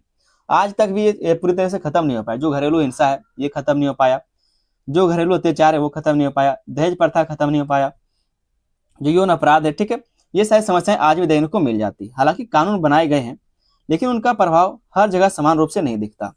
कानून सभी चीजों के लिए बनाया गया है, महिलाओं की सुरक्षा के लिए कानून बनाए गए, उनके अधिकारों के लिए कानून बनाया गया, लेकिन फिर भी हर जगह पर क्या है, तो इसको सही तरीके से नहीं देखा जाता, इसको समान रूप से नहीं देखा जा सकता। इससे यह स्पष्ट होता है कि महिलाओं की सुरक्षा और सम्मान सुनिश्चित करने के लिए अभी और भी प्रयासों की आवश्यकता है। मतलब कानून बनाए गए लेकिन इन सब चीजों को दिखाई नहीं दे रहा। ठीक है, मतलब ये सारे कानून के फायदे क्या हो रहे हैं ये सब चीजें हमें दिखाई नहीं दे रहा। तो महिलाओं के अधिकारों का उल्लंघन हो रहा है, ये सब क्या है, तो कुछ समस्याएं हैं। आज के टाइम में भारत के मानव अधिकार की कुछ समस्याएं हैं। चौथा यहाँ पर हम लोग स्थिति देखेंगे मानव अधिकार का भारत में, वो है बच्चों के अधिकारों की समस्याएं। बाल श्रम, बाल विवाह और शिक्षा से वंचित बच्चे भारत में एक बड़ी समस्या है। कई बच्चे गरीबी के कारण काम करने को मजबूर हो जाते हैं, जिससे उनका भविष्य प्रभावित होता है। यह स्थिति मानव अधिकारों के उल्लंघन का एक गंभीर उदाहरण है। तो हम लोग देख क्या रहे हैं, हम लोग देख रहे हैं कि जो भारत है, हमारा जो देश भारत है, उसमें मानव अधिकारों की स्थिति क्या है। ठीक है, तो मानव की जो हमारा मानवाधिकार का स्थिति है उस चीज का जो नकारात्मक या फिर समस्याएं, उस चीज को यहाँ पर हम लोग देख रहे हैं। तो बच्चों के अधिकारों की समस्या देखने को मिलती है। क्या एक नकारात्मक स्थिति है हमारे देश में मानवाधिकार का। अगला जो नकारात्मक स्थिति हमारे देश में मानवाधिकार का वो है गरीबी और अशिक्षा। भारत में गरीबी और शिक्षा की कमी मानवाधिकारों के सही उपयोग में बड़ी बाधा है, सबसे बड़ी बाधा है, क्योंकि लोग शिक्षित नहीं है, जागरूक नहीं है, ठीक है। जिसके कारण क्या है, तो वो अपने अधिकारों को नहीं जानते और जानते हुए भी क्या है, तो कभी कभी मजबूरी में करना पड़ता है। तो गरीबी और शिक्षा जो है, ये भी इसका एक क्या है, तो समस्या रहा है। गरीबी और अशिक्षा, लोग अपने अधिकारों के बारे में नहीं जानते हैं। गरीब और अशिक्षित लोग अपने अधिकारों के बारे में नहीं जान पाते हैं, इसलिए वे अन्याय के खिलाफ आवाज नहीं उठा पाते। उससे क्या होता है, उनके अधिकार केवल कागजों तक ही सीमित रह जाते हैं, क्योंकि सभी को बराबर रखा गया है, सभी को बराबर माना गया है। लेकिन जिनको अपने अधिकारों के बारे में पता नहीं है, फिर जो गरीब है, जो अपने अधिकार के लिए नहीं लड़ पाते, उनके लिए क्या है, ये सारी चीजें कुछ नहीं है, ठीक है। तो भी कहा जा रहा है कि गरीब और अशिक्षित लोग अपने अधिकारों के बारे में नहीं जानते, इसलिए वे अन्याय के खिलाफ आवाज नहीं उठा पाते। इससे उनके अधिकार केवल कागजों तक ही सीमित रह जाता है। तो ये सब हम लोग देख रहे हैं भारत में मानव अधिकारों के कुछ सीमित या फिर कैसे समस्याओं के साथ जो स्थिति है उसको। अगला जो यहाँ पर हम लोग समस्याओं के साथ स्थिति को देखेंगे वो है न्याय में देरी। हमारे देश में न्याय में देरी देखने को मिलता है। तो ये सब क्या है, मानव अधिकारों का गलत स्थिति है, समस्याएं हैं। भारत में अदालतों में मामलों की संख्या बहुत अधिक है। भारत के जितने अदालत हैं, यहाँ पर मामलों की जो संख्या है वो बहुत ही अधिक है, केस की संख्या बहुत ज्यादा होती है, जिससे न्याय मिलने में काफी समय लग जाता है। ये चीज हम पहले भी आपको डिस्कस कर चुके हैं, क्योंकि भारत एक बहुत बड़ा देश है, यहाँ पर जनसंख्या बहुत ज्यादा, उसी तरह से अपराध भी यहाँ पर बहुत ज्यादा है। और अपराध ज्यादा है मतलब केस में, जब केस जाता है तो उसको फैसला देने में बहुत ज्यादा टाइम लगता है। तो न्याय में देरी भी यहाँ पर देखने को मिल जाता है। कई बार पीड़ित व्यक्ति वर्षों तक न्याय का इंतजार करता रहता है। इससे लोगों का न्याय व्यवस्था पर विश्वास भी कमजोर हो सकता है। कई बार क्या है, तो जो लोग अपराध नहीं भी किए रहते उनको भी सजा मिल जाता है, और जब उनको 10 साल के बाद पता चलता है कि वो लोग बेगुनाह थे, ठीक है। तो मतलब कह सकते हैं कि ये सारी चीजें भी हमें यहाँ पर देखने को मिलता है, और न्याय में देरी तो देखने को मिलता ही है। तो भारत में जो मानव अधिकार है उसका क्या स्थिति है, उसकी समस्याओं को यहाँ पर हम लोग देख रहे हैं। अगला यहाँ पर हम लोग समस्या को देखेंगे वो है आयोगों की सीमित शक्ति। आयोगों की सीमित शक्ति। राष्ट्रीय मानवाधिकार आयोग जैसे आयोग केवल सिफारिश दे सकते हैं, वे सीधे दंड नहीं दे सकते। जो हमारा भारतीय जो राष्ट्रीय मानवाधिकार आयोग है वो क्या करता है, सिर्फ सिफारिश दे सकता है। अगर कोई मानवाधिकारों का या फिर जो मौलिक अधिकार है उसका उल्लंघन करता है तो वो सिर्फ सिफारिश दे सकता है, रिपोर्ट मांग सकता है, वो सीधा क्या है, तो दंड नहीं दे सकता, ठीक है। इस कारण कई बार उनकी बातों को गंभीरता से नहीं लिया जाता और उनका प्रभाव सीमित रह जाता है। इसके कारण जो आयोग है उसके बात को कई बार नहीं लगाया जाता, ठीक है, उनको नहीं माना जाता है। और ठीक है, क्या है, उसके जो प्रभाव सीमित हो जाते हैं, जो आयोग है उसके प्रभाव भी सीमित हो जाते हैं, क्योंकि वो कुछ कर ही नहीं सकता। मतलब आपको शक्ति दे दिया गया है लेकिन आप कुछ कर नहीं सकते, इस तरह से। आगे हम लोग इसका समालोचनात्मक विश्लेषण देख लेते हैं। कहा जा रहा है कि यदि हम पूरी स्थिति को देखें तो यह स्पष्ट होता है कि भारत में मानवाधिकारों के लिए कानून और संस्थाएं मजबूत हैं, लेकिन उनका पालन हर जगह समान रूप से नहीं हो रहा है, ठीक है। तो इसी चीज को कहा जाता है सकारात्मक और नकारात्मक पक्ष। एक और न्यायपालिका, संविधान और आयोग जैसे मजबूत स्तंभ हैं जो अधिकारों की रक्षा करते हैं। दूसरी ओर सामाजिक बुराइयां, प्रशासनिक कमजोरियां और आर्थिक समस्याएं हैं जो इन अधिकारों के सही उपयोग को बाधा बनती है। सही उपयोग में क्या है, तो बाधा बनता है। इसलिए भारत में मानवाधिकारों की स्थिति को मिश्रित कहा जाता है, ठीक है, मिश्रित कहा जा सकता है, जहां प्रगति भी है और चुनौती भी है। यही आपका क्वेश्चन था कि हमारा जो देश भारत है उसमें मानवाधिकारों की स्थिति का समालोचनात्मक मूल्यांकन कीजिए। मतलब जो हमारा देश भारत है उसमें मानवाधिकार का क्या स्थिति है, क्या सही है और क्या गलत है, दोनों चीजों के बारे में आपको बताना था। एक छोटा सा हम लोग निष्कर्ष भी देख लेंगे, एक छोटा सा सुझाव भी यहाँ पर लिखा हुआ है, तो सुझाव को हम लोग देख लेते हैं। सुधार करने के लिए क्या क्या सुझाव किया, ये आप चाहे तो लिख सकते हैं या फिर नहीं भी, ऑप्शनल ये चीज है, ठीक है। अगर आप चाहे तो सुझाव को लिखिए या फिर नहीं भी लिखिए। तो पहला जो सुझाव है वो है कानून का सख्ती से पालन। कानून का सख्ती से पालन किया जाएगा तब जाकर क्या है, तो इसमें सुधार हो सकता है। सरकार को यह सुनिश्चित करना चाहिए कि बनाए गए कानूनों का सही तरीके से पालन हो और उल्लंघन करने वालों को सजा मिले। तो उस कानूनों का सही से सख्ती से क्या है, तो पालन कराना चाहिए। दूसरा जो इसमें सुझाव किया जा सकता है वो है पुलिस और प्रशासन में सुधार। जो पुलिस और प्रशासन है जो जनता की रक्षा के लिए होता है, वही जनता के लिए क्या है, तो भक्षक की तरह काम करता है। पुलिस और प्रशासन को अधिक जिम्मेदार और संवेदनशील बनाया जाना जाए, ठीक है, ताकि वे लोगों के अधिकारों का सम्मान करें। पुलिस को इसलिए बनाया गया ताकि वो जनता का सेवा कर सके, लोगों का क्या है, तो रक्षा कर सके। लेकिन वो लोग क्या करते, रक्षा करते नहीं करते, पुलिस से डर लगता है। तीसरा जो यहाँ पर हम लोग समाधान देख सकते हैं वो है न्याय प्रक्रिया को तेज करना। हमारे देश में जो न्याय प्रक्रिया है वो बहुत ही धीमा है, तो उसको तेज करना भी एक समाधान हो सकता है। अदालतों में लंबित मामलों को जल्दी निपटाने के लिए सुधार किए जाए, ये भी इसका एक समाधान हो सकता है। चौथा जो समाधान है वो है जागरूकता बढ़ाना, ठीक है, जागरूकता बढ़ाना। गांव और दूर दराज के क्षेत्रों में लोगों को उनके अधिकारों के बारे में जानकारी दी जाए, तो शिक्षा और जागरूकता बढ़ाना चाहिए, ये भी एक इसका समाधान हो सकता है। अगला जो समाधान है वो है आयोग को अधिक शक्ति देना। जो राष्ट्रीय आयोग है हमारा, ठीक है, जो राष्ट्रीय मानवाधिकार आयोग है उसको सिर्फ क्या है तो मतलब वो सिफारिश दे सकता है, ये क्या कर सकता है, निर्देश दे सकता है, लेकिन वो कह सकते हैं दंड नहीं दे सकता। तो उसमें कुछ शक्ति और बढ़ाना चाहिए, आयोग को अधिक शक्ति देना चाहिए। राष्ट्रीय मानवाधिकार आयोग को अधिक अधिकार दिए जाए ताकि उनकी सिफारिशें प्रभावी ढंग से लागू हो सके। तो ये कुछ सुधार किए जाने चाहिए ताकि जो हमारा देश भारत है उसमें मानवाधिकारों का रक्षा सही से हो सके। एक छोटा सा हम लोग निष्कर्ष लिख लेंगे। कहा जा रहा है कि भारत में मानवाधिकारों की स्थिति ना तो पूरी तरह अच्छी है और ना ही पूरी तरह से खराब है, बल्कि एक संतुलित स्थिति है जिसमें सुधार की निरंतर आवश्यकता है। जहां एक और मजबूत कानून और संस्थाएं मौजूद है, वहीं दूसरी ओर सामाजिक और प्रशासनिक समस्याएं भी अभी तक चुनौती बनी हुई। इस तरह से आप लोग छोटा सा निष्कर्ष जरूर लिख लीजिएगा, ठीक है। क्वेश्चन आपको ये पूछा गया था कि जो हमारा देश भारत है उसमें मानवाधिकारों की क्या स्थिति है। तो अच्छा स्थिति भी है और बुरा स्थिति भी, दोनों चीजों को हमने यहाँ पर समझ लिया। चैनल पर दोस्तों नए तो आप लोग चैनल को सब्सक्राइब कर लीजिए, वीडियो पसंद है तो वीडियो पर लाइक कर दीजिए और अपने दोस्तों में इसको शेयर भी कर देना। मिलते हैं हम लोग किसी अगले वीडियो में, तब तक के लिए धन्यवाद, जय हिंद। दोस्तों स्वागत है आप सभी का आपके अपने यूट्यूब चैनल बीएस सेंटर में। एमडीसी ह्यूमन राइट्स का एक मोस्ट इंपोर्टेंट क्वेश्चन है कि मानव अधिकार संरक्षण अधिनियम का मूल्यांकन कीजिए। मानव अधिकार संरक्षण अधिनियम का मूल्यांकन कीजिए, ये क्वेश्चन भी आपका बहुत ज्यादा इंपॉर्टेंट है। तो चलिए शुरू करते हैं इस क्वेश्चन के आंसर को बिना देर किए। चैनल पर नए हैं तो आप लोग चैनल को सब्सक्राइब कर लीजिएगा, ठीक है। समझते हैं इस क्वेश्चन के आंसर को। कहा जा रहा है कि भारत में कई बार लोगों के साथ अन्याय, भेदभाव और अत्याचार की घटनाएं सामने आती थी। भारत में क्या तो कई बार उनके साथ अन्याय की घटना, भेदभाव की घटना और अत्याचार की घटनाएं सामने आती थी। इन समस्याओं को रोकने और लोगों को उनके अधिकार दिलाने के लिए 1993 में मानव अधिकार संरक्षण अधिनियम बनाया गया। और इन सब चीजों को क्या है तो रोकने के लिए, उनको कम करने के लिए और मानव को उनके अधिकार दिलाने के लिए 1993 में मानव संरक्षण अधिनियम लाया गया। इस कानून के तहत राष्ट्रीय मानव अधिकार आयोग, जो हमारा नेशनल ह्यूमन राइट्स कमीशन है, और राज्य स्तर पर जो आयोग बनाए गए हैं ताकि लोगों को न्याय मिल सके और उनके अधिकार सुरक्षित रह सके। और इसी के तहत क्या है तो मानव अधिकार संरक्षण अधिनियम बनाया गया है। और इस कानून के तहत ही जो हमारा राष्ट्रीय मानव अधिकार आयोग है उसका गठन किया गया और राज्यों में क्या है तो अलग अलग आयोग बनाए गए ताकि लोगों का जो न्याय है वो मिल सके, लोगों को क्या है तो न्याय मिल सके और उनका जो अधिकार है वो सुरक्षित रह सके। आगे इसमें कहा जा रहा है दोस्तों कि अधिनियम की मुख्य विशेषता, अधिनियम की मुख्य विशेषताएं क्या है, ठीक है, उस चीज को यहाँ पर हम लोग समझते हैं कि अधिनियम की मुख्य विशेषताएं क्या है जो आपको 1993 में लागू किया गया। क्वेश्चन आपको यही पूछा गया था कि मानव अधिकार संरक्षण अधिनियम का मूल्यांकन कीजिए। तो 1993 में जो मानव अधिकार संरक्षण अधिनियम लाया गया था उसकी क्या क्या विशेषता है उसको हम लोग देख रहे हैं, ठीक है। तो आप लोग कंफ्यूज नहीं होइएगा, अधिनियम के हम लोग मुख्य विशेषताओं को देख रहे हैं। तो पहला जो इसका विशेषता है वो है आयोग की स्थापना। ये जो अधिनियम ये क्या करता है तो आयोग की स्थापना करता है। इस अधिनियम के तहत राष्ट्रीय और राज्य स्तर पर मानवाधिकार आयोग बनाए गए। क्या क्या इसने राष्ट्रीय और राज्य स्तर पर क्या तो अधिनियम बनाए गए, मतलब कह सकते आयोग बनाए गए। इसका मतलब है कि अब अगर किसी व्यक्ति के साथ अन्याय होता है तो वह सीधे आयोग में शिकायत कर सकता है।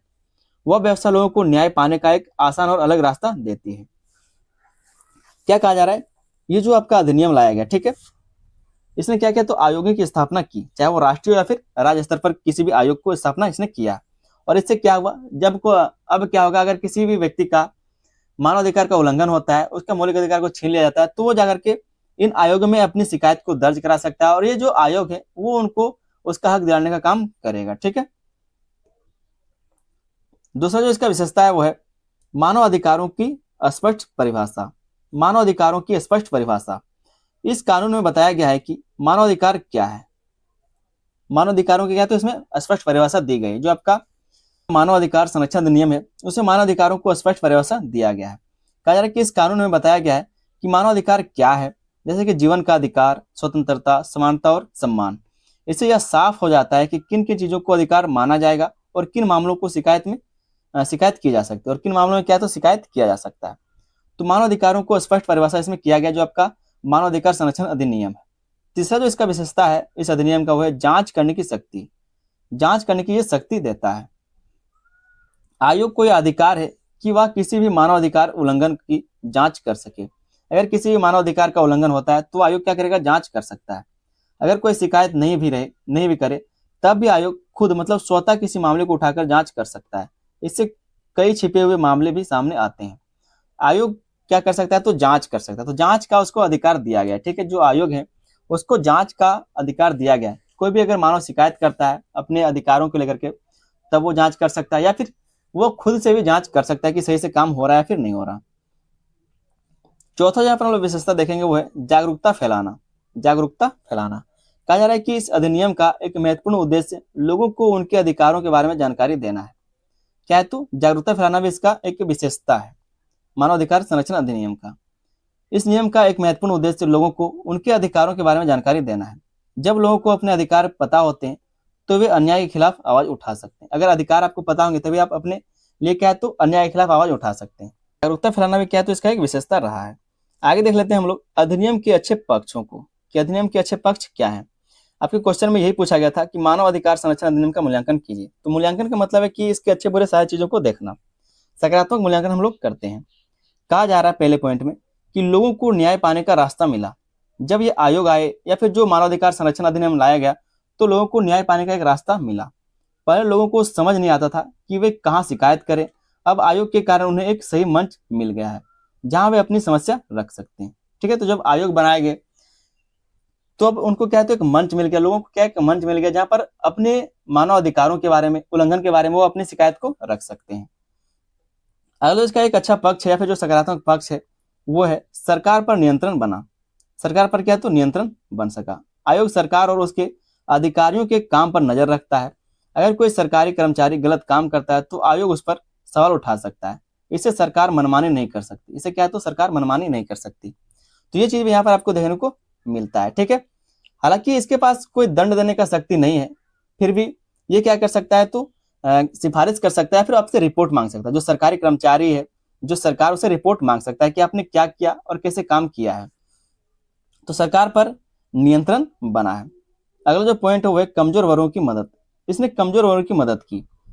ठीक है, कमजोर वर्गों का मदद किया है। जो मानव अधिकार संरक्षण अधिनियम है इसे क्या करते हैं, कमजोर वर्गों का मदद करता है। कहा जा रहा है कि यह कानून खासकर गरीब, महिलाओं, बच्चों और कमजोर वर्गों के लिए बहुत फायदेमंद है। ये लोग पहले अपने अधिकारों के लिए लड़ नहीं पाते थे, लेकिन अब आयोग उनकी मदद करता है। अब आयोग में जाकर के शिकायत करना है और आयोग जो है वो आपके लिए लड़ेगी। ठीक है, तो इस चीज को आप लोग ध्यान में रखेंगे। ये क्या है तो कमजोर वर्गों को मदद करता है। चौथा जिसका सकारात्मक पक्ष है वो है अंतरराष्ट्रीय स्तर पर सुधार। इस अधिनियम के कारण भारत ने दुनिया को दिखाया कि वह मानव अधिकारों की रक्षा के लिए गंभीर है। इससे देश की छवि भी बेहतर होती है। तो अंतरराष्ट्रीय स्तर पर भी सुधार देखने को मिला। मतलब भारत ये कहता है कि हमारे पास मानव अधिकारों के संरक्षण के लिए आयोग बनाए गए हैं। इससे क्या होता है तो जो विदेश है, जो अंतरराष्ट्रीय रिश्ते हैं, वहां पर इसका प्रभाव देखने को मिलता है। वही कहा जा रहा है कि इस अधिनियम के कारण भारत ने दुनिया को यह दिखाया कि वह मानव अधिकारों की रक्षा के लिए गंभीर है। इससे देश की छवि बेहतर होती है। अब हम लोग इसके कुछ नकारात्मक पक्षों को देख लेते हैं। ठीक है, जो हमारे मानवाधिकार संरक्षण अधिनियम है उसका कुछ नकारात्मक पक्ष देख लेते हैं। पहला जिसमें कमी है वो है आयोग के पास फंड देने की शक्ति नहीं, दंड देने का शक्ति नहीं। ठीक है, आयोग के पास क्या है तो दंड देने का शक्ति, मतलब वो सजा नहीं दे सकता। आयोग केवल सरकार को सुझाव दे सकता है, लेकिन सीधे किसी को सजा नहीं दे सकता। जो हमारा राष्ट्रीय मानवाधिकार आयोग है, ठीक है, वो क्या करता है, सिर्फ सुझाव दे सकता है, लेकिन वो किसी को दंड नहीं दे सकता। इस कारण कई बार उसकी बातों को गंभीरता से नहीं लिया जाता। तो ये इसका कुछ कमी देखने को मिलता है। दूसरा जो कमी है वो है आपका सीमित अधिकार। सीमित अधिकार दोस्तों फिर से आपको बता दें कि अगर आपको मानवाधिकार संरक्षण अधिनियम के बारे में पूछा जाता है तब भी आप यही आंसर लिखेंगे, और अगर आपको राष्ट्रीय मानवाधिकार आयोग के बारे में पूछेगा तब भी आप यही आंसर को लिखेंगे। तो दोनों क्वेश्चन के आंसर को सेम आप लिखेंगे। आगे इसमें कहा जा रहा है कि यह अधिनियम मुख्य रूप से सरकारी कर्मचारियों से जुड़े मामलों को देखता है। ये जो अधिनियम है ये क्या करता है तो मुख्य रूप से जो सरकारी कर्मचारी उससे जुड़े मामलों को देखने का काम करता है। निजी कंपनियों या फिर व्यक्तियों के कई मामलों इसके दायरे से बाहर रह जाते हैं। जो निजी कंपनियां हैं, जो व्यक्तियों के मामले हैं, वो क्या है इसके दायरे से बाहर रह जाते हैं। मतलब अगर कोई सरकारी काम के कारण आपका जो मानवाधिकार उसका उल्लंघन हुआ तब जाकर के ये देखेगा, लेकिन अगर व्यक्ति व्यक्ति का कोई बात है तो बहुत सारे जो मामले वो इसके तक नहीं पहुंच पाता है। या फिर जो निजी कंपनी उन सब चीजों को ये नहीं देखता है। अगर जो इसका कमी वो है मामलों में देरी। मामलों में क्या है तो देरी होता है। आयोग के पास बहुत सारे मामले आते हैं लेकिन संसाधन कम होते हैं। लेकिन क्या तो संसाधन कम होते हैं और इस कारण जांच और निर्णय में काफी समय लग जाता है, जिससे पीड़ित को देर से न्याय मिलता है। तो मामलों में देरी देखने को मिलता है, ये भी इसका क्या है कमी है, एक सीमा है। चौथा जो इसका हम लोग सीमा देखेंगे, जो कमी है वो है सशस्त्र बलों के मामलों में सीमाएं। अगर मामला सेना या फिर सुरक्षा बलों से जुड़ा हो तो आयोग सीधे कार्रवाई नहीं कर सकता, वह केवल रिपोर्ट मांग सकता है, जिससे उसकी शक्ति सीमित हो जाती है। वो क्या तो कुछ कार्रवाई नहीं कर सकता बल्कि क्या तो सिर्फ रिपोर्ट मांग सकता है। ठीक है, मान लीजिए कहीं पर क्या है तो गोली चल गया, भीड़ भाड़ में गोली चल गया, तो वहां पर क्या सिर्फ रिपोर्ट मांगा जा सकता है। मिलता हुआ है जागरूकता की कमी। आज भी कई लोग को पता नहीं है कि ऐसा कोई आयोग है जो हमारा राष्ट्रीय मानवाधिकार आयोग है। कई लोगों को यही नहीं पता है कि इस तरह का कोई आयोग भी है। इस कारण वे अपने अधिकारों का सही उपयोग नहीं कर पाते हैं। तो जागरूकता का कमी है, क्योंकि लोगों को पता ही नहीं कि इस तरह का कोई आयोग भी है। कुछ सुझाव दिए गए सुधार के लिए, उसको थोड़ा सा समझ लीजिए और इसको आपको आपके आंसर में भी लिखना है, सुधार के सुझाव। तो पहला जो सुझाव हो सकता है वो है आयोग को अधिक शक्ति दी जाए। अगर आयोग को ज्यादा शक्ति दी जाएगी तो वो अपने तरीके से फैसले ले सकेंगे। ठीक है, आयोग को ऐसा अधिकार मिलना चाहिए कि उसकी सिफारिशों को मानना जरूरी हो। अभी क्या है, तो जो आयोग है वो सिफारिशें देता है, लेकिन मानना ना मानना क्या है तो सरकार का काम या फिर जो संस्था है उसका काम होता है। वो अगर मन करेगा तो मानेगा, नहीं मन करेगा तो नहीं मानेगा। लेकिन अगर आयोग को अधिक शक्ति दी जाएगी तो उससे क्या दबाव बढ़ेगा और वो जरूरी हो जाएगा आयोग के सिफारिशों को मानना। दूसरा जहाँ पर सुझाव दे सकता है वो है संसाधन बढ़ाए जाए, संसाधनों को बढ़ाया जाए। आयोग को अधिक कर्मचारियों और साधन दिए जाए ताकि काम जल्दी हो सके, क्योंकि काम बहुत ही देरी से होता है, रिजल्ट जो बहुत देरी से मिलता है। तीसरा जो यहाँ पर समाधान के लिए उपाय किए जा सकते हैं वो है सभी क्षेत्रों को शामिल किया जाए। जितने भी क्षेत्र हैं सभी को शामिल किया जाए। जिन निजी क्षेत्रों के मामलों को भी इस कानून के दायरे में लाया जाए। मतलब जो व्यक्ति वाला मामला था, जो निजी मामले थे, वो नहीं देखने का काम करता है। ये क्या करता है, तो उन मामलों को नहीं देखता है, सिर्फ सरकारी मामलों को देखने का काम करता है। लेकिन इसी के बारे में कहा जा रहा है कि इसमें कुछ संशोधन होना चाहिए, सुझाव होने चाहिए। तो इसका जो अगला सुझाव हुआ है सभी क्षेत्रों को शामिल किया जाना चाहिए। ठीक है, निजी क्षेत्र को जो मामले होते हैं उसको भी, और जो कानूनी के दायरे के अंदर सभी को लाया जाए। कहा जा रहा है कि निजी क्षेत्र के मामलों को भी इस कानून के दायरे में लाया जाए। चौथा जो यहाँ पर हम सुझाव देख सकते हैं वो है लोगों को जागरूक किया जाए। गांव गांव और शहरों में लोगों को उनके अधिकारों के बारे में बताया जाए। ठीक है, तो लोगों को जागरूक किया जाएगा तभी क्या करेंगे, लोग अपने अधिकारों के लिए लड़ पाएंगे। जब तक शिक्षा और जागरूकता नहीं रहेगा तब तक लोगों को कुछ पता नहीं चलेगा। एक छोटा सा हम लोग यहाँ पर निष्कर्ष भी देख लेंगे। कहा जा रहा है कि मानवाधिकार संरक्षण अधिनियम 1993 एक बहुत महत्वपूर्ण कानून है जिसने भारत में मानवाधिकार की रक्षा को मजबूत किया है। इसने लोगों को न्याय पाने का एक नया रास्ता दिया और सरकार को जिम्मेदार बनाया है। तो एक छोटा सा आप लोग निष्कर्ष लिख लीजिएगा। उम्मीद करते हैं आपको क्वेश्चन का आंसर समझ में आ गया होगा। छोटा सा बिल्कुल आंसर था। 5 नंबर का क्वेश्चन आपसे पूछा जा सकता है, तो आप लोग इसको इंपॉर्टेंट मानिए और अपने दोस्तों में इसको शेयर कर दीजिए। चैनल पर नहीं तो आप लोग चैनल को भी सब्सक्राइब कर लीजिए। ठीक है, वीडियो को लाइक कर दीजिए और अपने दोस्तों में इसको शेयर कर दीजिएगा। आप लोग के लिए हम एक प्लेलिस्ट बना दें, इसका लिंक आपको डिस्क्रिप्शन में मिल जाएगा। अगर आप लोग चाहे तैयारी करना तो आप लोग जाकर डिस्क्रिप्शन को चेक कर लीजिएगा और प्लेलिस्ट की तैयारी आप लोग शुरू कर सकते हैं। मिलते हैं दोस्तों हम लोग किसी अगले वीडियो में, तब तक के लिए धन्यवाद। जय हिंद। दोस्तों स्वागत है आप सभी का आपके अपने यूट्यूब चैनल BA सेंटर में। यहाँ पर हम लोग मानवाधिकार का एक इम्पोर्टेंट क्वेश्चन देख रहे हैं कि राष्ट्रीय मानवाधिकार आयोग की संरचना तथा इसके कार्य एवं शक्तियों की विवेचना कीजिए। ये क्वेश्चन आपका बहुत ज़्यादा इंपॉर्टेंट है। वीडियो को आप लोग अंत तक देखिए ताकि इस चीज़ को आप समझ सकें और क्वेश्चन किसी भी तरह से दे तो आप एग्जाम में लिख सकें। ठीक है, तो वीडियो को आप लोग अंत तक देखिए। चैनल पर नए तो आप लोग चैनल को सब्सक्राइब कर लीजिए और वीडियो पसंद आता है तो वीडियो को लाइक कर दीजिएगा और अपने दोस्तों में इसको शेयर भी कर दीजिएगा। ठीक है, अपने दोस्तों में इसको शेयर भी जरूर कर दीजिएगा। समझते हैं हम लोग इस क्वेश्चन के आंसर को। इसमें क्या कहा जा रहा है, कहा जा रहा है कि भारत में मानवाधिकारों की रक्षा और उनके उल्लंघन को रोकने के लिए एक स्वतंत्र संस्था की आवश्यकता महसूस की गई। पिछला जो हमारा क्वेश्चन था उसमें हम इसके बारे में बताए थे। ठीक है, पिछला जो हमारा क्वेश्चन था वो था मानवाधिकार संरक्षण अधिनियम के बारे में। तो वहां पर हम आपको राष्ट्रीय मानवाधिकार आयोग के बारे में बताए थे। तो वही बात कहा जा रहा है कि भारत में मानवाधिकारों की रक्षा और उनके उल्लंघन को रोकने के लिए एक स्वतंत्र संस्था की आवश्यकता महसूस की गई। इसी उद्देश्य से 1993 के कानून के तहत राष्ट्रीय मानवाधिकार आयोग, जिसको बोलते हैं नेशनल ह्यूमन राइट्स कमीशन, की स्थापना की गई। जो आपका मानवाधिकार संरक्षण अधिनियम था उसी के अंतर्गत रह करके क्या है, तो ये जो आप देख पा रहे हैं मानवाधिकार आयोग, इसका स्थापना किया गया। ठीक है, 1993 में। आगे इसका कहा जा रहा है कि यह आयोग देश में मानवाधिकारों की सुरक्षा, जागरूकता और न्याय सुनिश्चित करने का कार्य करता है। और ये जो आयोग है आपका राष्ट्रीय मानवाधिकार आयोग, ये क्या करता है, तो देश में मानवाधिकारों की सुरक्षा करने का काम करता है, जागरूकता फैलाने का काम करता है और न्याय सुनिश्चित करने का काम करता है। तो एक छोटा सा यहाँ पर हमने इसका परिचय के बारे में जान लिया। आगे हम लोग देखते हैं राष्ट्रीय मानवाधिकार आयोग की संरचना। राष्ट्रीय मानवाधिकार आयोग की संरचना किस तरह से है, पहले हम लोग देखते हैं इसका अध्यक्ष कौन होता है, फिर देखेंगे अन्य सदस्य कौन होते हैं। इसको बोला जाता है संरचना। ठीक है, स्ट्रक्चर कैसे, ये जो आपका राष्ट्रीय मानवाधिकार है वो किस तरह से बना हुआ है। तो पहले देखते हैं अध्यक्ष। कहा जा रहा है कि आयोग का अध्यक्ष ऐसा व्यक्ति होता है जो भारत का पूर्व मुख्य न्यायाधीश या फिर सर्वोच्च न्यायालय का सेवानिवृत्त न्यायाधीश रहा हो। मतलब ऐसा व्यक्ति इसका अध्यक्ष होता है। जो आपका राष्ट्रीय मानवाधिकार आयोग है, इसका अध्यक्ष एक ऐसा व्यक्ति होता है जो पहले से क्या है, तो पूर्व मुख्य न्यायाधीश रह चुका हो या फिर सर्वोच्च न्यायालय का सेवानिवृत्त, मतलब वहां पर काम करने वाला कोई न्यायाधीश रहा हो। इसका उद्देश्य यह है कि आयोग का नेतृत्व एक अनुभवी, निष्पक्ष और न्यायप्रिय व्यक्ति के हाथ में रहे, ताकि निर्णय निष्पक्ष रूप से किया जा सके, ठीक है, लिए जा सके।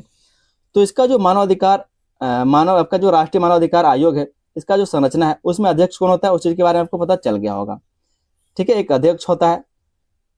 आगे देखते हैं इसमें अन्य सदस्य। इसमें अन्य सदस्य कौन कौन होते हैं? कुल मिलाकर अगर बात करें तो 5 सदस्य इसमें होते हैं, ठीक है।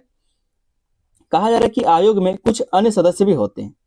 एक अध्यक्ष के साथ साथ क्या है, तो कुछ अन्य सदस्य भी होते हैं, जिनमें एक सर्वोच्च न्यायालय का पूर्व न्यायाधीश होता है, एक उच्च न्यायालय का पूर्व मुख्य न्यायाधीश होता है, तथा 2 ऐसे सदस्य शामिल होते हैं जिन्हें मानव अधिकारों का विशेष ज्ञान या फिर अनुभव होता है।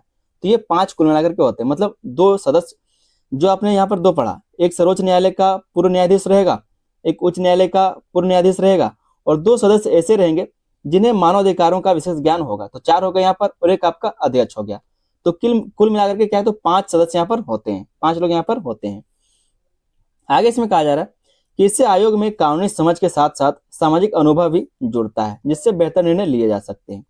तो ये इसका दूसरा संरचना हो गया। तीसरा जो पॉइंट है उसको देख लेते हैं हम लोग, पदेन सदस्य को। इसमें कुछ पदेन सदस्य भी होते हैं। अब आप कहेंगे पदेन सदस्य कौन होता है? तो पदेन सदस्य ऐसा सदस्य होता है जो पहले से किसी आयोग में काम कर रहा हो, पहले से किसी आयोग का मुखिया हो, और उसके कारण क्या है, तो अब यहाँ का ये सदस्य बन गया, ठीक है।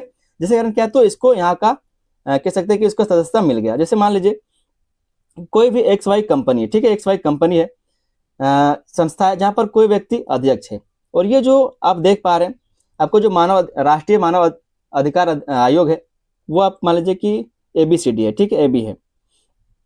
तो यहाँ पर कोई अध्यक्ष काम कर रहा था, लेकिन यहाँ पर काम करते हुए क्योंकि ये एक अध्यक्ष है, तो इसके नाते इसको भी यहाँ पर क्या सदस्यता मिल जाएगा। इसी को बोलते हैं पदेन सदस्य, ठीक है। यहाँ का ना होते हुए भी ये यहाँ पर काम कर रहा था, लेकिन यहाँ पर ना होते हुए क्या, तो अगर इसको यहाँ पर सदस्यता मिल गया तो इसको बोलते हैं पदेन सदस्य। तो इस तरह कुछ सदस्य यहाँ पर रखे गए हैं जो किसी अलग आयोग के अध्यक्ष होते हैं, लेकिन उसको उस नाते से यहाँ पर क्या है, तो सदस्यता मिल जाता है, उसको बोलते हैं पदेन सदस्य। कहा जा रहा है कि आयोग में अन्य राष्ट्रीय आयोगों के अध्यक्ष भी सदस्य के रूप में जुड़े होते हैं, ठीक है। आयोग में क्या है, तो अन्य जो राष्ट्रीय आयोग है उसके अध्यक्ष सदस्य के रूप में जुड़े। जैसे कोई महिला राष्ट्रीय आयोग होगा, कोई अनुसूचित जनजाति आयोग होगा, तो उसके जो अध्यक्ष होंगे वो भी क्या, तो इससे जुड़ जाते हैं, क्योंकि कहीं ना कहीं पर इससे उसका रिश्ता होता ही है। कहा जा रहा है कि जैसे महिलाओं के लिए राष्ट्रीय आयोग होता है, अनुसूचित जातियों के लिए राष्ट्रीय आयोग होता है, और अनुसूचित जनजातियों के लिए राष्ट्रीय आयोग होता है। इससे समाज के विभिन्न वर्गों, महिलाओं, अनुसूचित जाति और जनजातियों के अधिकारों की रक्षा में समन्वय बना रहता है। तो जब इन सारे क्षेत्रों के लोग भी वहां पर जुड़ते हैं, जो आपका राष्ट्रीय मानवाधिकार आयोग है उससे जुड़ते हैं, उसके सदस्य बनते हैं, तो इनका भी इनडायरेक्टली क्या होता है, फायदा हो जाता है, ठीक है, इनके भी अधिकारों की रक्षा हो जाता है। तो पदेन सदस्य यहाँ पर देखने को आपको मिल जाते हैं। अगला जो इसका संरचना है वो है नियुक्ति। अब इसकी नियुक्ति कौन करता है? जो अध्यक्ष है, जो सदस्यों की नियुक्ति कौन करता है?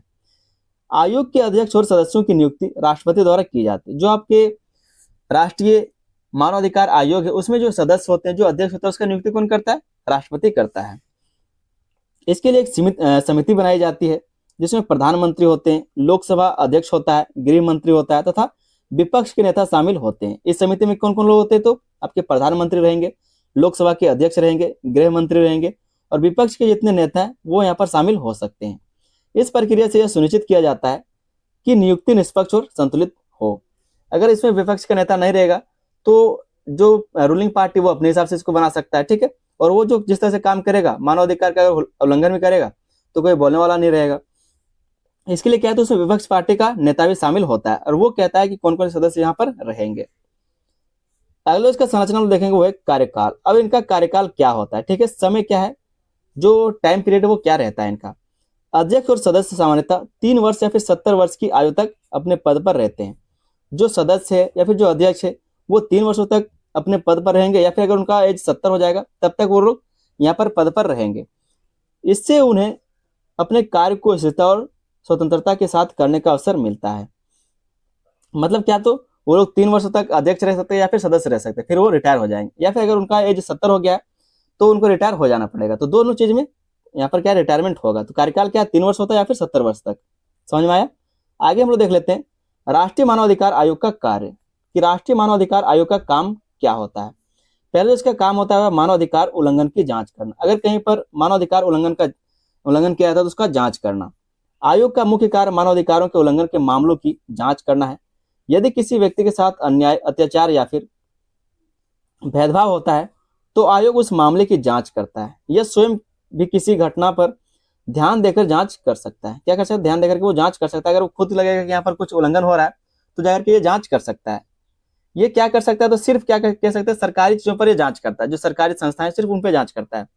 जो पर्सनल चीजें उन पर जांच नहीं करता। जो प्राइवेट कंपनियां, उनके बारे में ये कुछ जांच नहीं करता है। ठीक है। दूसरा जो इसमें पॉइंट लिखा हुआ है, सरकार को सुझाव देना। क्या काम है इसका? सरकार को सुझाव देना। जांच पूरी होने के बाद आयोग सरकार को सुधार के लिए सुझाव देता है। इन सुझावों का उद्देश्य यह होता है कि भविष्य में ऐसे मामलों की पुनरावृत्ति ना हो, व्यवस्था में सुधार किया जा सके। ये जो आयोग है हमारा, राष्ट्रीय मानव अधिकार आयोग, ये क्या करता है? जब वो जांच पूरा कर लेता है तो सरकार को निर्देश देता है, सुझाव देता है कि क्या इसमें सुधार करने का जरूरत है, और उम्मीद किया जाता है कि फिर से इसको दोहराया नहीं जाएगा और व्यवस्था में सुधार किया जा सकता है। तो सरकार को सुझाव देना इसका काम है। तीसरा जो इसका कार्य है वो है न्यायालय में सहायता देना। न्यायालय में क्या है? तो सहायता देना। आयोग मानवाधिकार से जुड़े मामलों में न्यायालय की सहायता कर सकता है। इससे पीड़ित व्यक्ति को न्याय मिलने की आसानी होती है। क्या होता है? तो आसानी होता है। तो न्यायालय में सहायता ये करता है। चौथा जो यहाँ पर हम लोग इसका काम देखेंगे वो है जेल और संस्थानों का निरीक्षण। जेल और जो अन्य संस्थानें हैं, जैसे कि पागल खाना हो गया, जो और भी अलग अलग क्षेत्र होते हैं, उनके निरीक्षण ये लोग करते हैं। ठीक है। आयोग जेलों, सुधार गृहों और अन्य सरकारी संस्थानों का निरीक्षण करता है। इसका उद्देश्य यह देखना होता है कि वह बंद लोगों के साथ मानवता के अनुसार व्यवहार हो रहा है या फिर नहीं हो रहा। जो बंद लोग हैं उनके साथ मानवता के साथ व्यवहार हो रहा है फिर नहीं हो रहा। किसी को बंद करके पीटा तो नहीं जा रहा, टॉर्चर तो नहीं किया जा रहा। तो जेल और अन्य संस्थानों का ये निरीक्षण करते हैं जो आपका आयोग है, राष्ट्रीय मानवाधिकार आयोग। अगला जो इसका काम है वो है जागरूकता फैलाना। लोगों में जागरूकता फैलाना, लोगों को जागरूक करना भी इसका काम है। आयोग लोगों को उनके अधिकारों के बारे में जानकारी देता है। इसके लिए शिक्षा, सेमिनार और प्रचार के माध्यम से समाज में जागरूकता बढ़ाई जाती है ताकि लोग अपने अधिकारों के प्रति सजग रहें। तो जागरूकता भी कौन फैलाता है? इसी का काम है। जो आपका राष्ट्रीय मानवाधिकार आयोग है, इसी का काम है जागरूकता फैलाना। अनुसंधान और अध्ययन करना। अनुसंधान और अध्ययन करना भी इसका काम है। ठीक है। आयोग मानवाधिकारों से जुड़े विषयों पर अध्ययन करता है और नई नीतियों के सुझाव देता है। सरकार को क्या है? तो नई नीतियों के सुझाव देता है। इससे मानवाधिकारों की स्थिति को बेहतर बनाने में मदद मिलती है। तो ये अनुसंधान करता है, अध्ययन करता है किसके ऊपर? तो मानवाधिकारों से जुड़े विषयों पर ही अध्ययन करता है और सुझाव देता है किसको? सरकार को, ताकि इससे क्या हो, जो मानवाधिकार है उसकी स्थिति को बेहतर बनाया जा सके। आगे दोस्तों हम लोग इसकी शक्तियों को समझते हैं कि जो हमारा राष्ट्रीय मानवाधिकार आयोग है इसकी क्या क्या शक्तियां हैं। ठीक है। तो ज्यादा इसकी शक्तियां नहीं है।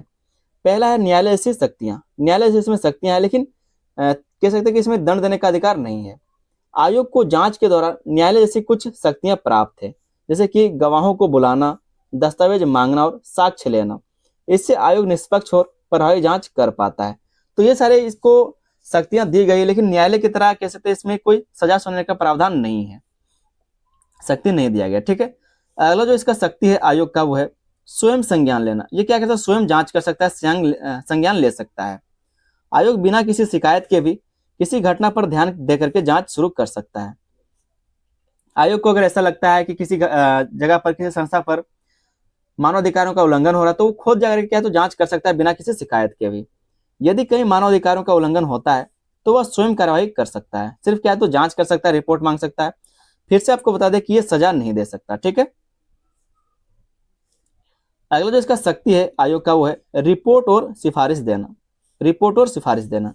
जांच के बाद आयोग अपनी रिपोर्ट सरकार को देता है और आवश्यक सुधार के लिए सिफारिश करता है। ये क्या कहता है कि सरकार को मजबूर भी नहीं कर सकता, नई सरकार क्या है तो इसके अधीन आ सकता है। नई सरकार क्या करे, इसके बात को मानने के लिए मजबूर हो सकता है। ये क्या कर सकता है? तो सिर्फ जांच का रिपोर्ट सरकार के पास पहुंचा सकता है और आवश्यक सुधार के लिए सिफारिश कर सकता है कि ये सारे सिफारिश दिए जा रहे हैं, इस तरह से सुधार करने चाहिए। हालांकि यह सिफारिशें बाध्यकारी नहीं होती, लेकिन सरकार पर इन्हें मानने का नैतिक दबाव होता है। ये जो सिफारिश आयोग के द्वारा दिया जाता है वो बाध्यकारी नहीं होता, मतलब सरकार चाहे तो नहीं भी मान सकता। ठीक है। इसके सिफारिशों को ठुकरा भी सकता है, लेकिन नैतिकता कहा जा रहा है कि जो नैतिक दबाव है वो सरकार पर बनता है, जिसके कारण उसको माना जाता है।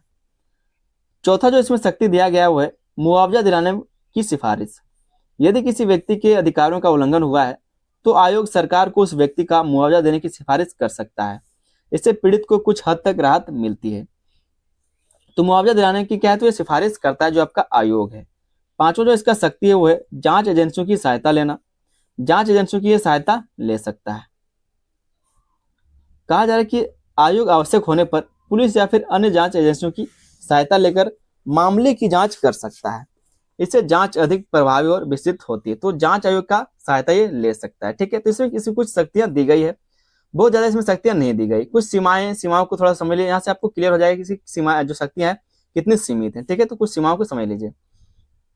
पहला जिसका सीमा है आयोग का वो है निर्णय बाध्यकारी नहीं। इसके द्वारा जो निर्णय दिया जाता है सरकार को वो बाध्यकारी नहीं होता, चाहे तो माने या फिर नहीं भी माने।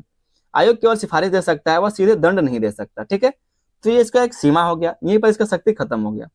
दूसरा है सीमित अधिकार क्षेत्र। इसका जो अधिकार क्षेत्र है वो ही सीमित है।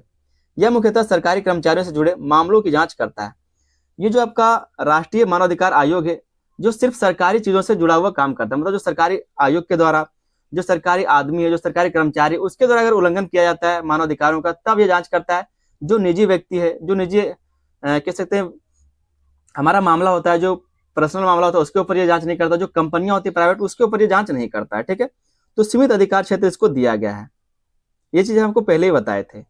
तीसरा जो इसका सीमा है वो है कार्य में देरी, क्योंकि इसमें कर्मचारी की कमी होता है, जिसके कारण इसमें कार्य में देरी हो सकता है। कई बार मामलों की संख्या अधिक होने से जांच और निर्णय में देरी हो सकता है। कर्मचारी कम है, मामला अधिक आ जाता है और जांच भी बहुत ही धीरे धीरे होता है, तो इसमें देरी हो सकता है। तो इसमें कुछ सीमाएं भी देखने को मिल जाती है। आगे दोस्तों एक छोटा सा निष्कर्ष लिखा है, उसको समझ लेते हैं। कहा जा रहा है कि राष्ट्रीय मानवाधिकार आयोग भारत में मानवाधिकारों की रक्षा के लिए एक महत्वपूर्ण संस्था है।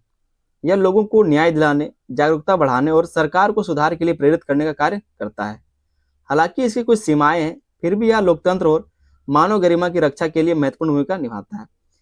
हालांकि कहा जा रहा है कि इसमें कुछ सीमाएं हैं, सीमा को तो आपने समझ लिया होगा। ठीक है, जो भी यहाँ सीमाएं आपने देख लिया, लेकिन इसके बावजूद क्या है, तो इसको महत्वपूर्ण माना जाता है। क्यों? क्योंकि ये अच्छे से काम करता है। ठीक है, सरकार को बाध्य करता है, नैतिकता के तौर पर भी बाध्य करे, लेकिन बाध्य करता है कि जो मानव के अधिकार है उसको रखा जाए। उम्मीद करते हैं क्वेश्चन का आंसर को समझ में आया होगा। चैनल पर नहीं तो आप लोग चैनल को सब्सक्राइब कर लीजिएगा। वीडियो पसंद आए तो वीडियो को लाइक करके अपने दोस्तों में इसको शेयर भी कर देना है। मिलते हैं दोस्तों हम लोग किसी अगले वीडियो में, तब तक के लिए धन्यवाद, जय हिंद। आप लोग दोस्तों स्वागत है आप सभी का आपके अपने यूट्यूब चैनल बीए सेंटर में। यहाँ पर हम लोग एमडीसी ह्यूमन राइट्स का एक मोस्ट इंपोर्टेंट क्वेश्चन को समझेंगे कि मूल देशज लोगों के अधिकारों पर संयुक्त राष्ट्र घोषणा पर प्रकाश डाले। मूल या फिर देशज लोगों के अधिकारों पर संयुक्त राष्ट्र के द्वारा क्या घोषणा किया गया है उसके बारे में आपको बताना है। ठीक है, इसको कहीं कहीं पर आप देखेंगे लिखा हुआ रहेगा UNDRIP, इसका शॉर्ट फॉर्म है United Nation Declaration on the Rights of Indigenous Peoples. इसको शॉर्ट फॉर्म में बोला जाता है UNDRIP। ठीक है, तो कहीं पर अगर आपको UNDRIP देखने को मिल जाएगा तो इसका मतलब यही होगा कि जो मूल या फिर देशज लोग हैं उनके अधिकारों पर संयुक्त राष्ट्र की क्या घोषणा है उसके बारे में बात किया जा रहा है। ठीक है, चलिए समझते हैं इस क्वेश्चन के आंसर को। चैनल पर दोस्तों नहीं तो आप लोग चैनल को सब्सक्राइब जरूर कर लीजिएगा। साथ में अगर ये वीडियो आपको पसंद आता है तो वीडियो को लाइक कर दीजिए और अपने दोस्तों में इसको शेयर भी कर देना है। आप लोग के लिए हम प्लेलिस्ट बना दें, जिसका लिंक आपको डिस्क्रिप्शन में मिल जाएगा, जाके एक बार चेक कर लीजिए, अपने दोस्तों में उस लिंक को शेयर कर दीजिएगा। ठीक है, समझते हैं हम लोग इस क्वेश्चन के आंसर को। कहा जा रहा है कि दुनिया के कई हिस्सों में मूल या फिर देशज लोग जैसे कि आदिवासी समुदाय लंबे समय से अपनी जमीन, संस्कृति और पहचान को बचाने के लिए संघर्ष कर रहे हैं। देखिए अगर सीधा सीधा हम लोग बात करें कि जो मूल या फिर देशज लोग हैं वो कौन है, जो यहाँ पर इस दुनिया में बहुत पहले से रह रहे हैं उसी को बोला जाता है मूल या फिर देशज लोग। तो उनके अधिकारों पर संयुक्त राष्ट्र की क्या घोषणा उसके बारे में आपको बताना है। ठीक है, मूल या फिर देशज लोग का मतलब वही होता है। आगे इसमें कहा जा रहा है कि इनके अधिकारों की रक्षा के लिए अंतर्राष्ट्रीय स्तर पर विशेष प्रयास किए गए।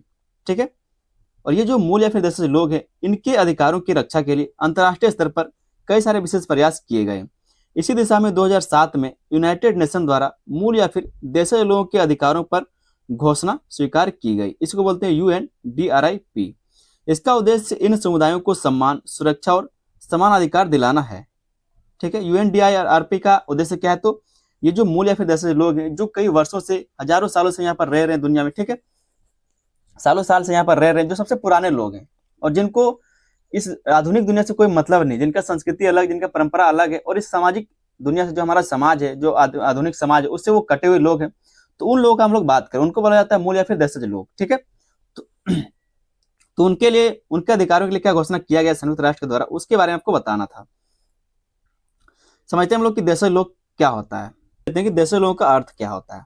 देशज लोगों का अर्थ कहा जा रहा है कि ऐसे लोग जो किसी क्षेत्र के प्राचीन या फिर मूल निवासी हैं। ऐसे लोग जो किसी क्षेत्र के प्राचीन या फिर जो मूल निवासी हैं और जिनकी अपनी अलग संस्कृति होती है, अलग भाषा होता है, अलग परंपरा होता है, अलग जीवन शैली होती है।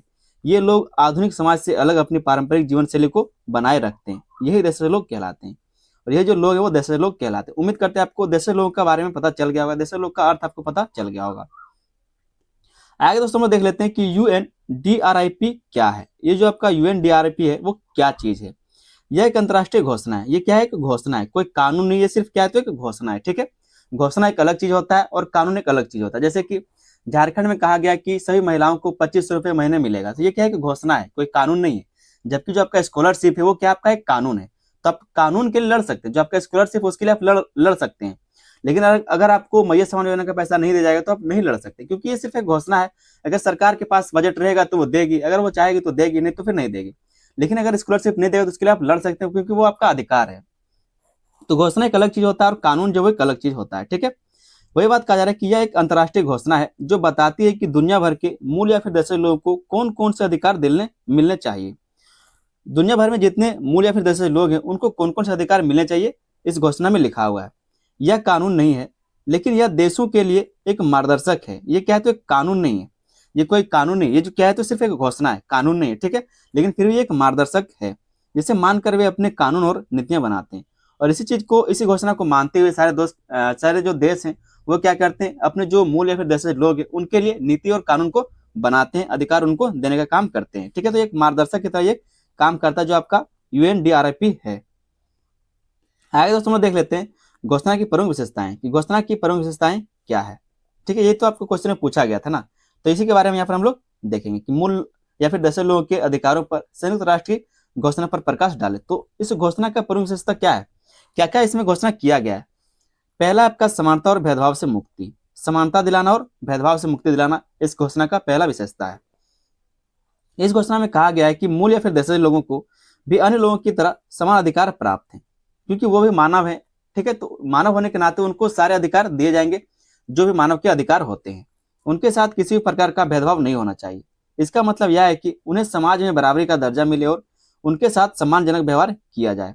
तो समानता और भेदभाव से मुक्ति का पहला इसका विशेषता है इस घोषणा का, जो आपका UNDRIP का घोषणा है। ठीक है, दूसरा जहां पर हम लोग इस घोषणा का विशेषता को समझेंगे वो है आत्मनिर्णय का अधिकार। आत्मनिर्णय का अधिकार, वो चाहे तो अपने तरीके से अपने लिए निर्णय ले सकते हैं। इस घोषणा का एक महत्वपूर्ण पहलू यह है कि मूल या फिर देशज लोगों को अपने विकास, जीवन शैली और भविष्य के बारे में स्वयं निर्णय लेने का अधिकार है। ठीक है, तो उनको भी क्या है तो अपने विकास के लिए, जिस तरह से वो जीवन जीना चाहे, जीवन शैली के लिए, भविष्य के बारे में सोचने के लिए स्वयं से निर्णय लेने का उनको भी अधिकार दिया गया है। आत्मनिर्णय का अधिकार उन्हें दिया गया। वे अपनी परंपराओं, रीति रिवाजों और सामाजिक व्यवस्थाओं के अनुसार जीवन जी सकते हैं। जैसे वो चाहे अपने परंपराओं को मान सकते हैं, रीति रिवाजों को मान सकते हैं, जी सकते हैं। ठीक है, और जो सामाजिक व्यवस्था है उसको बना सकते हैं, उसके अनुसार क्या तो अपने जीवन को जी सकते हैं। इससे उनकी पहचान और स्वतंत्रता सुरक्षित रहती है। तो ये जो आत्मनिर्णय का अधिकार है, इससे क्या होता है तो उनका पहचान बना रहता है और उनकी स्वतंत्रता क्या तो सुरक्षित बनी रहती है, क्योंकि वो क्या करते हैं अपने परंपराओं और रीति रिवाजों को मान सकते हैं। अगला जो इस घोषणा का विशेषता है वो है भूमि और संसाधनों पर अधिकार। भूमि और संसाधनों पर अधिकार दिया जाता है। देशज लोगों का जीवन उनकी जमीन और प्राकृतिक संसाधनों से जुड़ा होता है। जो देशज लोग हैं, जो मूल निवासी है, उनका क्या है तो उनका जीवन उनके जमीन से और उनके प्राकृतिक संसाधनों से जुड़ा हुआ होता है। इस घोषणा में कहा गया है कि उन्हें अपनी पारंपरिक भूमि, जंगल, जल और संसाधनों पर अधिकार होना चाहिए। जो मूल या फिर देशज लोग हैं, क्योंकि वो प्रकृति पर निर्भर रहते हैं, प्रकृति पर ही निर्भर रहते हैं, जिसके कारण उनकी जो जल, भूमि, संसाधन, जंगल, जो चीजें उनको उनमें अधिकार मिलना चाहिए।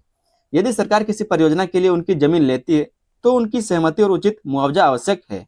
ये सब फिर से आपको बता दें कि सब लिखने में अच्छा लगता है। ठीक है, ये सब चीज क्या है तो सिर्फ लिखने में, एग्जाम में लिखने में अच्छा लगता है, लेकिन अगर आप इसको व्यवहारिक तरीके से, प्रैक्टिकल तरीके से सोचेंगे तो इस तरह से होता है क्या। आज अभी जो छत्तीसगढ़ में आप देख रहे हैं और भी बहुत सारे क्षेत्रों में इस तरह का घटना आपको देखने को मिलता होगा। जो आदिवासी लोग हैं उनके जमीनों को जबरदस्ती हथिया लिया जाता है, उनके जंगलों को काट दिया जाता है, उनके स्थानों में क्या है तो कोयला निकाला जाता है। ठीक है, अलग अलग जो खनिज होते हैं वो निकालने के लिए उनको हटा दिया जाता है और उनको कोई पैसा नहीं दिया जाता, उनका रोजगार भी छीन लिया जाता है। तो एक तो उनका रोजगार भी गया, उनका जमीन भी गया, उनका जल जंगल सब कुछ गया, परिवार भी बिखर गया और उसके बाद उनको मुआवजा भी नहीं दिया जाता। लेकिन यहाँ पर कहा क्या गया है कि भूमि और संसाधनों पर अधिकार देना चाहिए उनको। ये क्या है, इंटरनेशनल घोषणा में ये कहा गया, जो संयुक्त राष्ट्र के द्वारा घोषणा किया गया है मूल और देशज लोगों के लिए, उसके घोषणा में ये सारी बातें कही गई। लेकिन एक बात ये भी है कि ये सिर्फ एक घोषणा है, कोई कानून नहीं है, जिसके कारण कोई देश चाहे तो इसको माने या फिर कोई देश चाहे तो इसको ना भी मान सकता है। ठीक है, अगला इसका विशेषता इस घोषणा का वो है संस्कृति और परंपराओं की सुरक्षा। जो इनकी संस्कृति और परंपराएं उनकी सुरक्षा का घोषणा इसमें किया गया। यह घोषणा देश के लोगों की भाषा, संस्कृति, परंपरा और धार्मिक विश्वासों की रक्षा करने पर जोर देती है। ये जो घोषणा है ये कहता है कि जो देश के लोग हैं उनकी भाषा मतलब सुरक्षित होनी चाहिए, संस्कृति, परंपरा और जो धर्म है उनके विश्वासों की रक्षा करने पर यह जोर देता है। जो आपका ये घोषणा है ये, ठीक है। आगे इसमें कहा जा रहा है कि उन्हें अपनी संस्कृति को सुरक्षित रखने और आगे बढ़ाने पर पूरा अधिकार है। जो देश के लोग हैं, जो मूल लोग हैं, ठीक है, उनको अपनी संस्कृति को सुरक्षित रखने के लिए और उनको आगे बढ़ाने के लिए, अपनी संस्कृति को पीढ़ी दर पीढ़ी आगे बढ़ाने के लिए पूरा अधिकार दिया गया है। इससे उनकी अलग पहचान बनी रहती है। वैसे क्या, तो उनका जो अलग पहचान है वो हमेशा बना रहता है। अगर जो इसका विशेषता हम लोग देखेंगे वो है शिक्षा और स्वास्थ्य का अधिकार। इनको शिक्षा और स्वास्थ्य का भी अधिकार दिया गया है इस घोषणा में। घोषणा में यह भी कहा गया है कि देश के लोगों को शिक्षा और स्वास्थ्य जैसी मूलभूत सुविधाएं मिलनी चाहिए। उनको शिक्षा और जो सुविधाएं, जो स्वास्थ्य, इनके जैसी मूलभूत सुविधाएं भी मिलनी चाहिए। साथ ही शिक्षा उनकी भाषा, संस्कृति के अनुसार भी होनी चाहिए ताकि वे अपनी पहचान को बनाए रख सकें। तो जो उनकी भाषा है, जो उनकी परंपरा, जो उनकी संस्कृति है, उसके हिसाब से उनकी शिक्षा होनी चाहिए ताकि उनका संस्कृति जो बरकरार रहे, उसका संस्कृति परंपरा खत्म ना हो। अगला जो घोषणा इनके द्वारा किया गया वो है भागीदारी का अधिकार। भागीदारी का अधिकार, सारे पॉइंट आपको याद रखने हैं, ठीक है। और जो हम आपको बता रहे हैं बस उसको सुन लीजिए आप लोग, वीडियो को आप लोग अंत तक देखिए और जो हम आपको बताते हैं बस उसको समझ के जाइए, ठीक है। तो भागीदारी का अधिकार भी इनको दिया गया। देशों लोगों को उन निर्णयों में शामिल किया जाना चाहिए जो उनके जीवन और क्षेत्र को प्रभावित करते हैं। हम आपको जो पिछले उदाहरण दिए थे वहां पर बताया कि जो आदिवासी लोग हैं उनके जमीनों को छीन लिया जाता है, जो बड़े बड़े कंपनियां आती है वो उनके जमीनों पर अधिकार कर लेते हैं। तो इसी के बारे में कहा जा रहा है कि देशों के लोगों को उन निर्णयों में शामिल किया जाना चाहिए। मतलब अगर कोई कंपनी आपकी जमीन को ले रहा है, जो देशज या फिर मूल लोग उनके जमीनों को खरीद रहा है, ले रहा है, उन पर फैक्ट्री लगा रहा है, तो उसमें उनका निर्णय होना चाहिए। उनका क्या मत है, क्या राय है, इसके बारे में उनका जानकारी होना चाहिए। सरकार को उनके साथ परामर्श करके योजनाएं बनानी चाहिए। इससे उनके हितों की रक्षा होती है। अगर कोई चाहता है कि हमारा जमीन में फैक्ट्री ना बने, हमारा जमीन को आप ना ले, तो जरूरी है कि उनकी जमीन को ना लिया जाए, ठीक है, उनकी जमीन को उनको वापस कर दिया जाए। लेकिन ऐसा नहीं होता है। सरकार जैसे मन चाहे वैसे काम करती है और जो प्राइवेट कंपनियां वो भी सरकार से जमीन लेकर जैसे मन चाहती है वैसे काम करती है। सातवां जहां पर विशेषता इस घोषणा का है वो है शोषण और अत्याचार से सुरक्षा। शोषण और अत्याचार से सुरक्षा भी करने की ये घोषणा करता है। इस घोषणा का उद्देश्य देश के लोगों को किसी प्रकार के शोषण, हिंसा और अन्याय से बचाना है, ठीक है। ये जो आपका घोषणा किया गया यूनाइटेड राष्ट्र के द्वारा, यहाँ पर कहा जा रहा है कि इस घोषणा का उद्देश्य यह है कि देश के लोगों को किसी भी प्रकार के शोषण और हिंसा से, अन्याय से बचाना है। उन्हें जबरन विस्थापन, सांस्कृतिक विनाश और भेदभाव से सुरक्षा मिलनी चाहिए। किसी भी देश या फिर मूल लोग को उसके जबरन विस्थापन नहीं करना चाहिए। मतलब जहां पर उसका घर है उसको वहां से हटाना नहीं चाहिए, सांस्कृतिक विनाश नहीं करना चाहिए, भेदभाव से सुरक्षा मिलनी चाहिए। तो ये हमने कुछ इस घोषणा की विशेषताओं को समझ लिया। आगे दोस्तों हम लोग देखते हैं कि घोषणा का प्रमुख महत्व क्या है। ये जो घोषणा किया गया उसका प्रमुख महत्व क्या है। पहला है आपका देश के लोगों का पहचान और सम्मान। देश के लोगों को पहचान और सम्मान मिलना चाहिए, ये इसका एक महत्व है। यह घोषणा यह स्वीकार करती है कि देश के लोग भी समाज का महत्वपूर्ण हिस्सा है और उनकी अपनी अलग पहचान है। उनका क्या, तो एक अलग पहचान है। तो देश के लोगों को सम्मान और पहचान कह सकते हैं, उनको एक ये इसका महत्व है, मिलना चाहिए, ठीक है। उनको सम्मान मिलना चाहिए और पहचान मिलना चाहिए। दूसरा जिसका महत्व है अंतर्राष्ट्रीय स्तर पर सुरक्षा। उनको अंतर्राष्ट्रीय स्तर पर सुरक्षा मिलनी चाहिए। यह घोषणा देशों को यह संदेश देती है कि वे देश के लोगों के अधिकारों की रक्षा करें और उनके साथ न्यायपूर्ण व्यवहार करें। हम आपको फिर से बता दें ये कोई कानून नहीं, ठीक है, ये जो सिर्फ एक घोषणा है, ठीक है।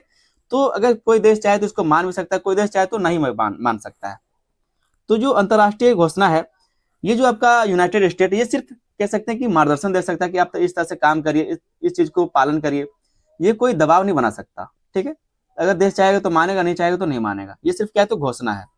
तीसरा जो यहाँ पर हम लोग महत्व देखेंगे वो है सांस्कृतिक विविधता की रक्षा।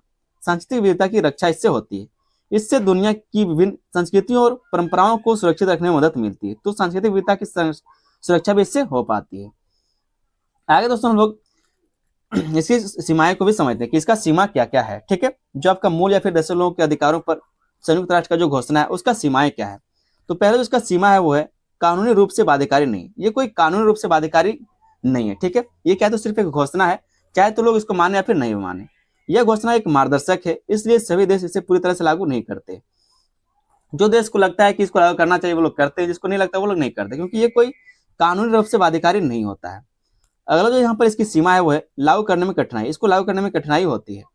कई देशों में विकास परियोजनाओं और आर्थिक हितों के कारण देशों के लोगों के अधिकारों पर उल्लंघन होता है। कई देशों में उसके विकास परियोजनाओं को करने के लिए और आर्थिक हितों के कारण देशों के लोगों के अधिकारों का उल्लंघन होता है। मतलब अगर कोई चाहता है कि बड़े बड़े फैक्ट्रियां लगे और जो आदिवासी लोग वहाँ पर जो प्लेन जगह है या फिर जो जंगल वाला जगह है वहाँ पर वो लोग रह रहे हैं, तो कहा जा रहा है उन्हीं के बारे में कि कई देशों में विकास परियोजनाओं और आर्थिक हितों के कारण देशों के लोगों के अधिकारों का उल्लंघन हो जाता है। कभी कभी देश का विकास करने के लिए आर्थिक हितों के कारण जो देशों के लोग हैं उनके अधिकारों का उल्लंघन हो जाता है। अधिकार उनका क्या है कि वो उनका जो जमीन है, जो जंगल है, जो जल है, वो उनके अधिकार में रहे, लेकिन कभी कभी उनको कंपनी के द्वारा हटा दिया जाता है, तो उसी के अधिकार का हनन होता है, उल्लंघन होता है। इसके बारे में कहा जा रहा है। आगे दोस्तों हम लोग एक छोटा सा निष्कर्ष को जरूर लिख लेंगे। निष्कर्ष को हम लोग इस तरह से लिख सकते हैं कि संयुक्त राष्ट्र द्वारा जारी यह घोषणा मूल या फिर देशों के लोगों के अधिकारों की रक्षा के लिए एक महत्वपूर्ण कदम है, जो आपका UNDRIP है। ठीक है, इसने यह स्पष्ट किया है कि विकास के नाम पर उनकी पहचान, संस्कृति और अधिकारों को नजरअंदाज नहीं किया जा सकता। हालांकि इसकी कुछ सीमाएं हैं, फिर भी यह विश्व स्तर पर देशज लोगों को न्याय और सम्मान दिलाने का महत्वपूर्ण आदान प्रदान करती है। कह रहा है कि ये सिर्फ क्या है, तो घोषणाएं हैं, ये कोई कानून नहीं है। तो उम्मीद करते हैं दोस्तों क्वेश्चन का आंसर आपको समझ में आया होगा। चैनल पर दोस्तों नए तो आप लोग चैनल को सब्सक्राइब जरूर कर लीजिए। वीडियो अगर आपको पसंद है तो वीडियो को लाइक कर दीजिएगा और अपने दोस्तों में इसको शेयर भी कर दीजिएगा। ठीक है, अपने दोस्तों में इसको शेयर भी। दोस्तों स्वागत है आप सभी का आपके अपने यूट्यूब चैनल BS सेंटर में। ह्यूमन राइट्स, मानव अधिकार का एक मोस्ट इंपोर्टेंट क्वेश्चन है कि मानव अधिकारों के उल्लंघन के कारणों तथा उनके समाधान का वर्णन कीजिए। जो मानव अधिकार का उल्लंघन होता है वो किन कारणों से होता है, कारण बताना है, और उसके साथ साथ आपको उसके क्या समाधान किए जा सकते हैं, उसके लिए क्या उपाय किए जा सकते हैं, उसके बारे में आपको वर्णन करने के लिए कहा जा रहा है। ये भी आपका एक मोस्ट इंपोर्टेंट क्वेश्चन है। बिल्कुल डिटेल में इस क्वेश्चन के आंसर को हम लोग समझेंगे। चैनल पर दोस्तों ने तो आप लोग चैनल को सब्सक्राइब कर लीजिए। ठीक है, और वीडियो को आप लोग अंत तक देखिए। वीडियो को आप लोग अंत तक देखेंगे तभी आप इस क्वेश्चन के आंसर को समझ पाएंगे, और अगर क्वेश्चन को घुमा के भी देगा तभी आप आंसर को कर पाएंगे। इसलिए क्या तो आप लोग वीडियो को अंत तक देखिए। चैनल पर नए तो आप लोग चैनल को सब्सक्राइब कर लीजिए। साथ में अगर आप लोग चाहते हैं कि हर सेमेस्टर आप इसी तरह से तैयारी कर सके तो बेल आइकन को दबाकर उसको ऑल पर सेट कर लीजिए, ताकि आने वाला जो वीडियो उसका नोटिफिकेशन आप तक पहुंचता रहे और आप सारे सेमेस्टर में सभी विषयों का अच्छे से तैयारी कर सके। ये वीडियो अगर आपको पसंद आता है तो वीडियो पर लाइक कर दे और अपने दोस्तों में इसको शेयर भी कर दीजिएगा। समझते हैं हम लोग इस क्वेश्चन के आंसर को कि मानव अधिकारों के उल्लंघन के क्या कारण है और उनके समाधान के लिए क्या क्या किया जा सकता है। ठीक है, शुरू करते हैं हम लोग इस क्वेश्चन के आंसर को। कहा जा रहा है दोस्तों कि मानव अधिकार प्रत्येक व्यक्ति के लिए अत्यंत आवश्यक होते हैं। ठीक है, क्योंकि ये उसे सम्मान, स्वतंत्रता और सुरक्षित जीवन जीने का अधिकार प्रदान करते हैं। मानव अधिकार क्या होता है हम आपको पहले ही बता चुके हैं। ठीक है, इसमें कहा जा रहा है कि मानव अधिकार प्रत्येक व्यक्ति के लिए अत्यंत आवश्यक होता है, क्योंकि ये उसे सम्मान, स्वतंत्रता और सुरक्षित जीवन जीने के अधिकार प्रदान करता है। लेकिन वास्तविक जीवन में हम देखते हैं कि कई बार लोगों के साथ अन्याय, भेदभाव और अत्याचार होता है। ये सब क्या है, तो सब लिखा हुआ बात है, लेकिन अगर आप जमीनी स्तर पर जाएंगे, प्रैक्टिकल होकर के जाएंगे, तो आज भी आप देखते होंगे कि कई बार लोगों के साथ अन्याय होते हुए, भेदभाव होते हुए, अत्याचार होते हुए आप देखते होंगे। यह स्थिति मानव अधिकारों के उल्लंघन को दर्शाती है। और ये जो स्थिति है, किसी के साथ अत्याचार होना, किसी के साथ भेदभाव होना, किसी के साथ क्या है तो अन्याय होना, ये सब क्या है तो मानव अधिकारों के उल्लंघन को दर्शाने का काम करता है। भारत में इन अधिकारों की रक्षा के लिए राष्ट्रीय मानव अधिकार आयोग जैसे संस्थान कार्य कर रहे हैं। हमारे देश में क्या है तो एक आयोग बनाया जिसका नाम है राष्ट्रीय मानव अधिकार आयोग। ठीक है, तो इस तरह के संस्थान हमारे भारत में इन अधिकारों का, जो हमारा मानव अधिकार है, उसका रक्षा करने के लिए काम कर रहा है। फिर भी केवल संस्था होने से समस्या समाप्त नहीं होती। लेकिन अगर सिर्फ संस्था बन जाएगा तो क्या समस्या समाप्त हो जाएगा? नहीं, उसको इम्प्लीमेंट करना, उसको लागू करना पड़ेगा, अच्छे से काम करना पड़ेगा, तब जाकर अच्छा से चल पाएगा। तो इसी के बारे में यहाँ पर क्वेश्चन किया गया है कि जो मानव अधिकार है उसका उल्लंघन के क्या क्या कारण है और उसके समाधान के क्या क्या उपाय किए जा सकते हैं। तो डिटेल में इस चीज को हम लोग यहाँ पर समझेंगे। अब यहाँ से हम लोग देखते हैं कि मानव अधिकारों के उल्लंघन के क्या क्या कारण हैं। मानव के अधिकारों का जो उल्लंघन होता है वो किन कारणों से होता है, कौन कौन से वो कारण हैं। तो पहला जो कारण है वो है गरीबी और आर्थिक असमानता। गरीबी और आर्थिक असमानता के कारण मानव अधिकारों का उल्लंघन होता है। समझते हैं हम लोग इस चीज को डिटेल में। कहा जा रहा है कि गरीबी मानव अधिकारों के उल्लंघन का सबसे महत्वपूर्ण कारण है। जब व्यक्ति के पास जीवन यापन करने के लिए पर्याप्त साधन नहीं होते तो वह मजबूरी में शोषण सहने लगता है। कहा जा रहा है कि जब किसी के पास जीवन यापन करने के लिए, मतलब जीवन को जीने के लिए पर्याप्त संसाधन नहीं होता, पर्याप्त साधन नहीं होता, जिसके पास पैसे नहीं है, वो खाने के लिए तरस रहा है, तो उसको बोलेगा मेरा पैर दबाओ। ठीक है, जो काम करने के लिए वो बोलेगा वो उसको सुनना पड़ेगा। ठीक है, तो उसी के बारे में कहा जा रहा है कि जब व्यक्ति के पास जीवन यापन करने के लिए पर्याप्त साधन नहीं होता तो वह मजबूरी में शोषण सहने लगता है। तो क्या करेगा, वो मजबूरी में शोषण सहने लगता है। उदाहरण के लिए गरीब परिवारों के बच्चे पढ़ाई छोड़कर काम करने लगते हैं। मजदूर कम वेतन में क्या है तो कठिन परिश्रम करते हैं, और महिलाएं आर्थिक निर्भरता के कारण अत्याचार सहने को मजबूर हो जाती हैं। तो गरीबी और आर्थिक असमानता के कारण क्या है तो ये सबसे पहला कारण आपका मानवाधिकार के उल्लंघन का, क्योंकि गरीब लोग ही सबसे ज्यादा सहते हैं, शोषण उनका सबसे ज्यादा होता है। आगे इसमें कहा जा रहा है कि इस प्रकार आर्थिक कमजोरी व्यक्ति को अपने अधिकारों के लिए आवाज उठाने से रोक देती है और उसके अधिकार केवल कागजों तक सीमित रह जाते हैं, और वो सब क्या है तो सिर्फ कागज तक ही सीमित रह जाता है। जो गरीब व्यक्ति वो अपने अधिकार को नहीं समझ पाता या फिर वो आवाज नहीं उठा पाता। आप जानते हुए भी क्या तो आवाज नहीं उठा सकते, क्यों? क्योंकि आपके पास मजबूरी है, आप चाहते हुए वो काम नहीं कर सकते। अगर आपको भूख लगा रहेगा तो जो काम कहेगा आप वो करने के लिए मजबूर हो जाएंगे, फिर चाहे आपके पास कितना भी नॉलेज है, ठीक है, कितना भी जानकारी कि हम ये काम नहीं करेंगे, नहीं करना चाहते हैं, फिर आपको करना पड़ता है। हालांकि जब आप पढ़े लिखे रहेंगे तो आप कोई ना कोई अच्छा काम कर लेंगे, लेकिन जो पढ़ा लिखा लोग है वो भी तो कहीं ना कहीं ऑफिस में काम करता है और उसको भी अपना बॉस का डांट सुनना पड़ता है, तो कहीं पर ज्यादा तो कहीं पर कम, ठीक है। तो पहला जो कारण था वो था गरीबी, ठीक है, गरीबी और अशिक्षा। दूसरा हम देखते हैं अशिक्षा और जागरूकता की कमी, अशिक्षा की और जागरूकता की कमी। तो जो आपका अशिक्षा और जागरूकता है उसका कमी के कारण भी मानवाधिकार का उल्लंघन होता है। अशिक्षा के कारण लोगों को अपने अधिकारों की सही जानकारी नहीं होती है, मतलब जो पढ़े लिखे लोग नहीं है उनको क्या पता कि हमारे अधिकार क्या है, ठीक है। जो सर्वोच्च न्यायालय उन्होंने हमारे क्या अधिकार दिए हैं, जो संविधान है उनके द्वारा हमें क्या अधिकार दिया गया है, जो पढ़े लिखे लोग उनको कम पता होता है। वे यह समझ नहीं पाते कि उनके साथ हो रहा व्यवहार गलत है या फिर उनके अधिकारों का उल्लंघन हो रहा है। कारण कि जो लोग हैं, जो अशिक्षित लोग हैं, वो लोग यही नहीं समझ पाते कि उनके साथ जो हो रहा है वो व्यवहार वो गलत है और वह उनके अधिकारों का उल्लंघन हो रहा है। उदाहरण के रूप में कई लोग पुलिस द्वारा किए गए अन्याय को सामान्य मान लेते हैं या फिर महिलाएं घरेलू हिंसा को अपनी किस्मत समझकर सहती रहती हैं। इस प्रकार जागरूकता की कमी लोगों को अपने अधिकारों के उपयोग से वंचित कर देती है। इस तरह से कहा जाए जो अशिक्षा है, जो जागरूकता का कमी है, वो क्या करता है, लोगों को अपने अधिकारों के उपयोग से वंचित कर देता है, मतलब उनके उल्लंघन, जो आपको मानव अधिकार का उल्लंघन करने के लिए क्या है उसको स्वतंत्रता दे दिया जाता है। तो ये सब कुछ कारण जिनके कारण मानव अधिकार का उल्लंघन होता है, ठीक है, शिक्षा और जागरूकता की कमी। तीसरा जो यहाँ पर हम लोग कारण देखेंगे मानव अधिकार के उल्लंघन का, वो है सामाजिक भेदभाव। सामाजिक भेदभाव के कारण भी क्या है तो मानव अधिकारों का उल्लंघन होता है।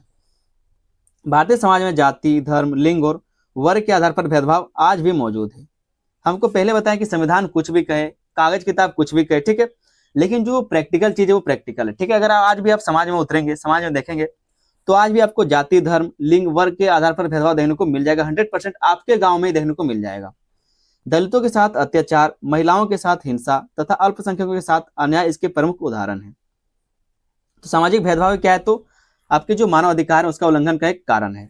हालांकि कानून समानता की बात करता है, लेकिन सामाजिक सोच और परंपराएं कई बार इस समानता को स्वीकार नहीं करती। जो सामाजिक सोच है, क्योंकि इतना हजारों साल से ये जो सोच चलता आ रहा है ऊंच नीच का, वो तुरंत खत्म हो जाएगा क्या? तुरंत खत्म नहीं हो सकता। तो उसके बारे में कहा जा रहा है कि लेकिन सामाजिक सोच और परंपराएं कई बार इस समानता को स्वीकार नहीं करती। इससे समाज के कमजोर वर्गों के अधिकारों को लगातार उल्लंघन होता रहता है। और इससे क्या है तो जो समाज के कमजोर वर्ग होते हैं, जो कमजोर लोग होते हैं, उनके अधिकारों का लगातार उल्लंघन होता रहता है। जो उनका मानवाधिकार है उसका उल्लंघन लगातार देने को मिलता रहता है। चौथा जो कारण है मानवाधिकार के उल्लंघन का, वो है प्रशासनिक कमजोरी और भ्रष्टाचार। जो प्रशासन की कमजोरी है, जो भ्रष्टाचार है, जो करप्शन है, उसके कारण भी मानवाधिकारों का उल्लंघन होता है। जब प्रशासनिक व्यवस्था मजबूत और ईमानदार होती है तो मानवाधिकारों का उल्लंघन बढ़ जाता है, ठीक है। अगर ईमानदार ये लोग नहीं रहेंगे, मतलब करप्ट रहेंगे, प्रशासनिक कमजोरी रहेगा, लोग सही से काम नहीं करेंगे, जो पुलिसकर्मी वो सही से काम नहीं करेंगे, जो सरकारी डॉक्टर वो सही से काम नहीं करेगा, जो सरकारी वकील है वो सही से काम नहीं करेगा, तो ये बात कहा जा रहा है कि जब प्रशासनिक व्यवस्था मजबूत और ईमानदार नहीं होती है तो मानव अधिकारों का उल्लंघन बढ़ जाता है। पुलिस अत्याचार, रिश्वतखोरी, पक्षपात और लापरवाही जैसी समस्याएं आम हैं। कई बार अधिकारी अपनी जिम्मेदारी सही तरीके से नहीं निभाते, जिससे पीड़ित व्यक्ति को न्याय नहीं मिल पाता। इस प्रकार प्रशासनिक कमजोरी मानव अधिकारों की रक्षा में बड़ी बाधा बनती है। तो ये भी क्या है, जो प्रशासनिक कमजोरी और भ्रष्टाचार है, ये भी मानव अधिकारों के उल्लंघन का एक प्रमुख कारण है। आज आप देखते हैं कि अगर आप बाइक लेकर के निकलते हैं तो पुलिस वाले ये सोच के आपको रोका लेते हैं कि आप यहाँ पे 200, 400, 500 बन जाएगा। भले ही आपका कितना नुकसान हो, आप कहाँ पर कितने जरूरी काम से जा रहे थे, किस कारण से आप अपना हेलमेट भूल गए, किस कारण से आपका इंश्योरेंस फेल हुआ है, कल ही फेल हुआ है, आपको पता नहीं चला, वो लोग कुछ नहीं समझता, आपको चालान काट के हाथ में दे देगा। और चालान अगर नहीं काटता तो आप 1,500 दे दीजिए उसको। यहाँ पे इसको बोलते हैं भ्रष्टाचार, ठीक है। तो जो प्रशासनिक कमजोरी है, जो भ्रष्टाचार है, इसके कारण मानवाधिकार का उल्लंघन होता है। अगला जो कारण है मानवाधिकार के उल्लंघन का, वो है कानून का सही पालन ना होना। कानून का सही पालन ना होना भी मानवाधिकार का उल्लंघन का एक कारण है। कारण कि भारत में मानवाधिकारों की रक्षा के लिए अनेक कानून बनाए गए हैं। जो हमारा मौलिक अधिकार है, जो हमारा मानव अधिकार है, उसकी सुरक्षा के लिए कई सारे कानून बनाए गए हैं, लेकिन उनका सही तरीके से पालन नहीं हो पाता है। कई बार कानून केवल कागजों तक सीमित रह जाते हैं और जमीनी स्तर पर उनका प्रभाव दिखाई नहीं देता। इससे लोगों का विश्वास कानून और व्यवस्था पर कम हो जाता है। तो जो सरकार के द्वारा कानून बनाए जाते हैं वो सिर्फ कागज पर ही रह जाता, जमीन पर नहीं उतर पाता। ठीक है, तो कई सारे कानून बनाए गए, जो कानून है वो फेल हो जाता है, जिसके कारण भी मानवाधिकारों का उल्लंघन होता है। ये भी इसका एक कारण है, कानूनी विफलता। छठा जो यहाँ पर पॉइंट हम लोग देखेंगे, जो कारण देखेंगे, वो न्याय में देरी। न्याय में देरी, अदालतों में मामलों की संख्या बहुत अधिक होने के कारण न्याय मिलने में काफी समय लग जाता है, क्योंकि अदालत में सिर्फ आपका नहीं, बहुत सारे लोगों का केस जाता है, जिसके कारण वहां पर संख्या बहुत ज्यादा हो जाता है और इस कारण से न्याय मिलने में काफी समय लग जाता है। कई बार वर्षों तक निर्णय नहीं हो पाता, जिससे पीड़ित व्यक्ति निराश हो जाता है। देर से मिला न्याय कई बार न्याय के समान नहीं होता, क्योंकि यह तब तक पीड़ित को बहुत नुकसान हो चुका होता है। इस प्रकार न्याय में देरी भी मानवाधिकारों के उल्लंघन को बढ़ावा देती है। जैसे न्याय में देरी, अगर मान लीजिए आपको किसी केस के सिलसिले में आपको उठा करके थाना ले गया, थाना से आपको कोर्ट में पेश कर देगा और जो कोर्ट है उसने आपको सजा सुना दिया 10 साल का।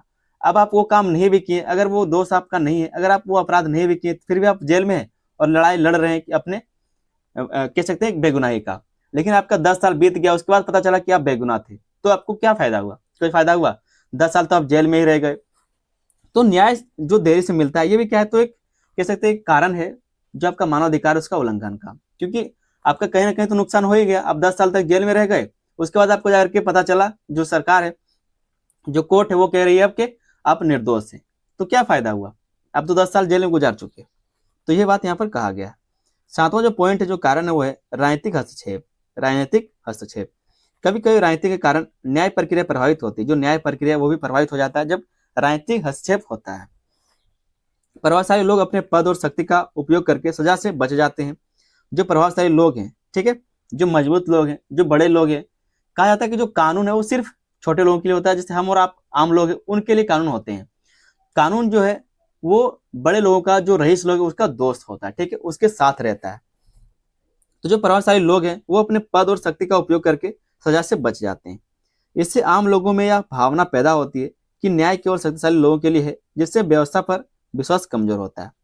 कहा जा रहा है कि इससे आम लोगों को यह भावना पैदा होता है कि न्याय जो है केवल शक्तिशाली लोगों के लिए है, जिससे व्यवस्था में जो विश्वास है वो कमजोर होने लगता है। जिससे कि आप लोग मान सकते हैं, जो लोन वाला सिस्टम है, अगर आप किसी बैंक से 10,000 में लोन लेते हैं, अगर नहीं चुका पाते तो आपको बार बार मैसेज करेगा, कॉल करेगा, घर आ जाएगा आपसे बातचीत करने के लिए, पूछने के लिए, पैसा मांगने के लिए। नहीं दीजिएगा तो आपके ऊपर और ब्याज जोड़ा जाएगा, आपको पैसा ले लिया जाएगा। लेकिन वही अगर कोई बड़ा आदमी 10,000 करोड़, 20,000 करोड़ लोन ले लेता है और उसको नहीं भी चुकाता, तब भी कोई दिक्कत नहीं होता। तो राजनीतिक हस्तक्षेप देखने को यहाँ पर मिलता है। ये भी क्या है, इसका एक उल्लंघन का कारण है। आगे दोस्तों हम लोग देख लेते हैं मानवाधिकारों के उल्लंघन के समाधान। अब इसके समाधान के लिए क्या क्या उपाय किया जा सकते हैं और मानवाधिकारों के उल्लंघन का क्या समाधान किया जा सकता है, उसके बारे में लोग थोड़ा सा यहाँ पर समझ लेते हैं।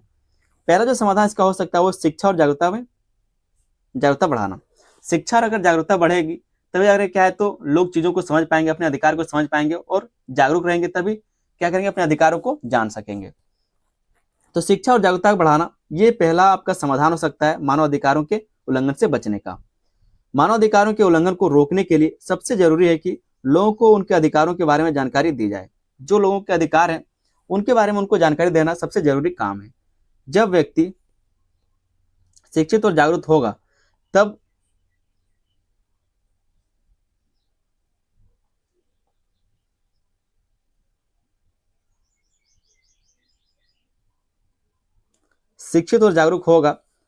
वह अपने साथ हो रहे अन्याय को पहचान सकेगा और उसके खिलाफ आवाज उठा सकेगा।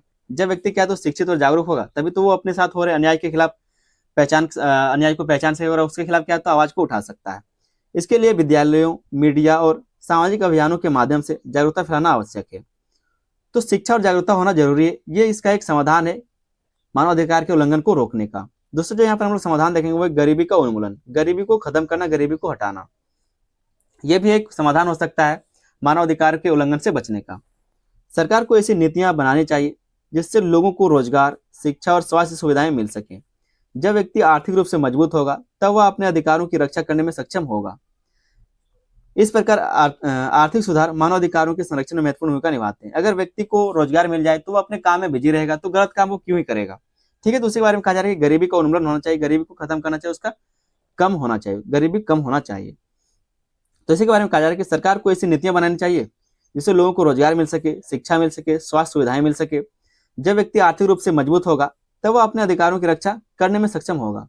लोगों के पास खाने का पैसा नहीं तो वो कहाँ से सक्षम हो पाएगा अपने अधिकारों की रक्षा करने के लिए। इस प्रकार आर्थिक सुधार मानव अधिकारों के संरक्षण में महत्वपूर्ण भूमिका निभाता है। अगला जो यहाँ पर हम लोग समाधान देखेंगे वो है कानून का सख्ती से पालन। आज भी क्या है तो कानून का पालन नहीं किया जाता। जो भी कानून बनाए जाते हैं मानव अधिकार के सुरक्षा के लिए, रक्षा के लिए, तो उसका पालन सही से नहीं किया जाता। तो ये एक समाधान हो सकता है कानून का सख्ती से पालन करना। कानूनों को केवल बनाना ही पर्याप्त नहीं है बल्कि उनका सख्ती से पालन करना भी आवश्यक है। जो भी व्यक्ति मानव अधिकारों का उल्लंघन करे उसे कड़ी सजा मिलनी चाहिए। इससे समाज में डर और अनुशासन दोनों बने रहेंगे और उल्लंघन की घटना कम होंगी। तो कानून का जब तक सख्ती से पालन नहीं होगा तब तक क्या है तो ये जो मानव अधिकार का उल्लंघन है वो खत्म नहीं हो सकता, वो चलता ही रहेगा। ठीक है, तो ये एक समाधान हो सकता है कानून का सख्ती से पालन करना। चौथा जो यहाँ पर हम लोग समाधान देखेंगे वो है प्रशासनिक सुधार। तो प्रशासनिक सुधार करके भी क्या है तो जो मानवाधिकार का उल्लंघन उसको रोका जा सकता है, कम किया जा सकता है। पुलिस और प्रशासन को अधिक जिम्मेदार, पारदर्शी और संवेदनशील बनाना आवश्यक है।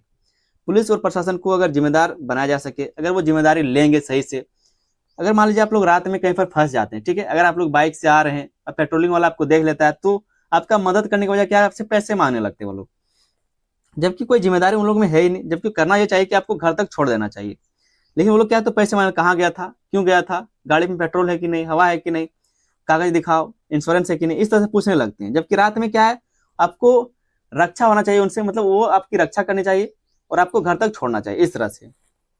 तो प्रशासनिक सुधार होना चाहिए। पुलिस और प्रशासन को अधिक जिम्मेदार, पारदर्शी और संवेदनशील बनाना आवश्यक है। इसके लिए प्रशिक्षण, निगरानी और जवाबदेही की व्यवस्था को मजबूत करना चाहिए। जब प्रशासन सही तरीके से कार्य करेगा तब मानव अधिकारों की रक्षा भी बेहतर होगी। तो प्रशासनिक सुधार भी जरूरी है, ये भी इसका एक समाधान हो सकता है। अगला जो हम लोग यहाँ पर समाधान देखेंगे वो है न्याय व्यवस्था को तेज करना। आपने देखा कि बहुत सारे जो कोर्ट में केस जाते रहते हैं, इसके कारण न्याय करने में बहुत ज्यादा समय लगता है। तो न्याय व्यवस्था को सही करना भी एक समाधान हो सकता है। अदालतों में लंबित मामलों को जल्दी निपटाने के लिए सुधार आवश्यक है। अगर जल्दी जल्दी अदालतों में गए केसों को सुलझा दिया जाए, निपटा दिया जाए, तो यह भी एक समाधान हो सकता है मानव अधिकार के उल्लंघन को रोकने का। अधिक न्यायाधीशों की नियुक्ति होनी चाहिए। तकनीकी साधनों का उपयोग और सरल प्रक्रिया अपनाने से न्याय तेजी से मिल सकता है। इससे लोगों का विश्वास न्याय व्यवस्था में बढ़ेगा। इससे क्या होगा तो जो लोगों का विश्वास है वो न्याय व्यवस्था में बढ़ेगा और जो उनके अधिकार है उनका हनन भी नहीं होगा, ठीक है, उनका उल्लंघन भी नहीं होगा। तो ये भी एक इसका समाधान हो सकता है। तो समाधान हम लोग देखेंगे वो आयोगों को सशक्त बनाना। आयोगों को सशक्त बनाना, राष्ट्रीय मानवाधिकार आयोग जैसे आयोगों को अधिक शक्ति और संसाधन दिए जाने चाहिए। जो राष्ट्रीय मानवाधिकार आयोग है उसको क्या है तो इन सारे आयोगों को अधिक शक्ति और संसाधन दिए जाने चाहिए ताकि वे अपनी सिफारिशों को प्रभावी रूप से लागू कर सके। इससे मानवाधिकारों की रक्षा अधिक मजबूत होगी। लेकिन ये जो हमारा राष्ट्रीय मानवाधिकार आयोग है ये क्या है तो सिर्फ एक आयोग की तरह काम करता है, ये कोई कानून नहीं बना सकता, मतलब आपको सजा नहीं दे सकता। ये सिर्फ सिफारिश कर सकता है, रिपोर्ट मांग सकता है, कह सकते हैं कि आपको निर्देश दे सकता है कि आप ऐसा काम करिए, इस तरह से करना चाहिए, नैतिकता बता सकता है, लेकिन ये सजा नहीं दे सकता। ठीक है, अगर कोई कानून का उल्लंघन करता है, कह सकते हैं अगर कोई मानवाधिकार का उल्लंघन करता है तो ये सजा नहीं दे सकता। जो आपका राष्ट्रीय मानवाधिकार है ये किसी को भी सजा नहीं दे सकता, ये सिर्फ रिपोर्ट मांग सकता है और सरकार को बता सकता है कि यहाँ पर कानून का उल्लंघन और सरकार आपको सजा देगी, लेकिन ये खुद सजा नहीं दे सकता। तो जो आयोग है उनको सशक्त बनाना जरूरी है ताकि इसका समाधान हो सके। सातवां यहाँ पर हम लोग पॉइंट देखेंगे, जो समाधान देखेंगे वो है सामाजिक सोच में परिवर्तन। सामाजिक सोच में परिवर्तन होना चाहिए। मानव अधिकारों की रक्षा के लिए केवल कानून ही नहीं बल्कि समाज की सोच में भी बदलाव आवश्यक है। लोगों को भेदभाव, हिंसा और अन्याय के खिलाफ संवेदनशील बनाना होगा। जब समाज खुद समानता और सम्मान को स्वीकार करेगा तभी वास्तविक रूप से मानव अधिकारों की रक्षा संभव होगी। तभी क्या है तो जो मानव अधिकार है उसका सही से रक्षा हो पाएगा। तो यहाँ तक हमने जो भी आपके मानव अधिकार के उल्लंघन के कारण थे और जो भी इसका समाधान था उसी को हमने समझ लिया। आगे छोटा सा हम लोग निष्कर्ष देख लेते हैं। निष्कर्ष को हम इस तरह से लिख सकते हैं कि मानव अधिकारों का उल्लंघन एक जटिल समस्या है जिसके पीछे कई सामाजिक, आर्थिक और प्रशासनिक कारण होते हैं। इसे दूर करने के लिए केवल कानून बनाना पर्याप्त नहीं है बल्कि समाज के हर स्तर पर सुधार आवश्यक है। समाज के सभी स्तर पर अगर सुधार होगा तभी जाकर क्या है तो इसको सुधारा जा सकता है, कम किया जा सकता है। यदि शिक्षा, जागरूकता, आर्थिक विकास और प्रशासनिक सुधार को साथ लेकर के आगे बढ़ा जाए तो एक ऐसा समाज बनाया जा सकता है जहां प्रत्येक व्यक्ति अपने अधिकारों के साथ न्यायपूर्वक जीवन जी सके। तो इससे हम लोग छोटा सा निष्कर्ष जरूर लिख लेंगे। ठीक है, तो उम्मीद करते हैं आप लोगों को क्वेश्चन का आंसर समझ में आ गया होगा। चैनल पर दोस्तों है तो आप लोग चैनल को सब्सक्राइब जरूर कर लीजिएगा। दोस्तों स्वागत है आप सभी का आपके अपने यूट्यूब चैनल बीए सेंटर में। यहाँ पर हम लोग ह्यूमन राइट्स का एक इम्पोर्टेंट क्वेश्चन को समझेंगे कि मानव अधिकारों का वर्गीकरण और इसके प्रकारों का वर्णन कीजिए। सबसे पहले तो आप लोग ये समझिए कि यहाँ पर दो क्वेश्चन, एक तो आपका मानव अधिकारों का वर्गीकरण करने के लिए कहा जा रहा है, दूसरा आपका इसके प्रकारों के बारे में बताने के लिए कहा जा रहा है। क्वेश्चन को दो तरीके से समझा जा सकता है, एक तो आपका ये है कि मानव अधिकारों का वर्गीकरण कीजिए, ठीक है, और दूसरा आपका कि मानव अधिकारों का प्रकारों का वर्णन कीजिए। तो दोनों क्वेश्चन को हम मिला दिए ताकि पढ़ने में सहूलियत हो सके और आपको अच्छे से समझ में आ जाए और समय का भी बचत हो सके। तो इस क्वेश्चन के आंसर को आज हम लोग डिटेल में समझेंगे। चैनल पर दोस्तों नए तो आप लोग चैनल को सब्सक्राइब कर लीजिएगा और वीडियो पसंद आए तो वीडियो को लाइक करके अपने दोस्तों में इसको शेयर भी कर देना है, ठीक है। सबसे पहले आप लोग ये समझिए कि वर्गीकरण करने के लिए कहा जा रहा है, मतलब वर्गीकरण का मतलब होता है बांटना, ठीक है, विभाजित करना। तो जो हमारा संयुक्त राष्ट्र है, जो यूनाइटेड नेशन है, इसने कई तरह से इसको बांटा है, तो उस चीज को यहाँ पर हम लोग डिटेल में समझेंगे। शुरू करते हैं इस क्वेश्चन के आंसर को समझना। कहा जा रहा है कि मानव अधिकार वे अधिकार हैं जो हर व्यक्ति को केवल मानव होने के कारण प्राप्त होते हैं। मानव अधिकार क्या है? तो ऐसा अधिकार जो सिर्फ मनुष्य होने के कारण आपको मिल जाता है। अगर आप जन्म लेते हैं तभी से आपको सारे अधिकार मिल जाते हैं, उसी को बोला जाता है मानव अधिकार, ठीक है। ये अधिकार व्यक्ति को सम्मानपूर्वक जीवन जीने, स्वतंत्रता प्राप्त करने और अपने व्यक्तित्व के विकास का अवसर देता है। कहा जा रहा है कि ये जो अधिकार है हमारा मानव अधिकार, ये व्यक्ति को सम्मानपूर्वक जीवन जीने के लिए, इस चीज को आप इस तरह से समझ सकते हैं कि हमारा जो संविधान है उसमें किसी को भी, जितने भी सारे नागरिक हैं सभी को बराबर रखा गया, ठीक है, चाहे वो कानून के समक्ष हो चाहे समानता, मतलब सभी को बराबर रखा गया। लेकिन आपको पता है कि जो व्यवहारिक रूप है, प्रैक्टिकल दुनिया में आप देखते हो कि आज भी जो लोग हैं, कई सारे लोगों को छोटी जात का कहा जाता है, कुछ को बड़ी जात कहा जाता है, ठीक है। तो ये जो सिस्टम है, ये सिस्टम आज भी आपको चलता हुआ दिखाई देगा।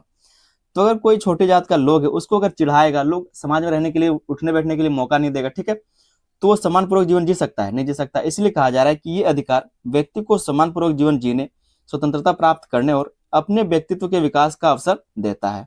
आगे दोस्तों इसमें कहा जा रहा है कि इन अधिकारों को समझने के लिए इन्हें अलग अलग श्रेणियों, मतलब वर्गों में बांटा गया है, ताकि यह स्पष्ट हो सके कि व्यक्ति को किन किन क्षेत्रों में अधिकार प्राप्त है, ताकि ये समझा जा सके कि व्यक्ति को किन किन क्षेत्रों में अधिकार प्राप्त है। ऐसा नहीं तो किसी को आप मार दीजिएगा, किसी को पीट दीजिएगा, किसी को गाली दे दीजिएगा, तो ये आपका अधिकार थोड़ी है।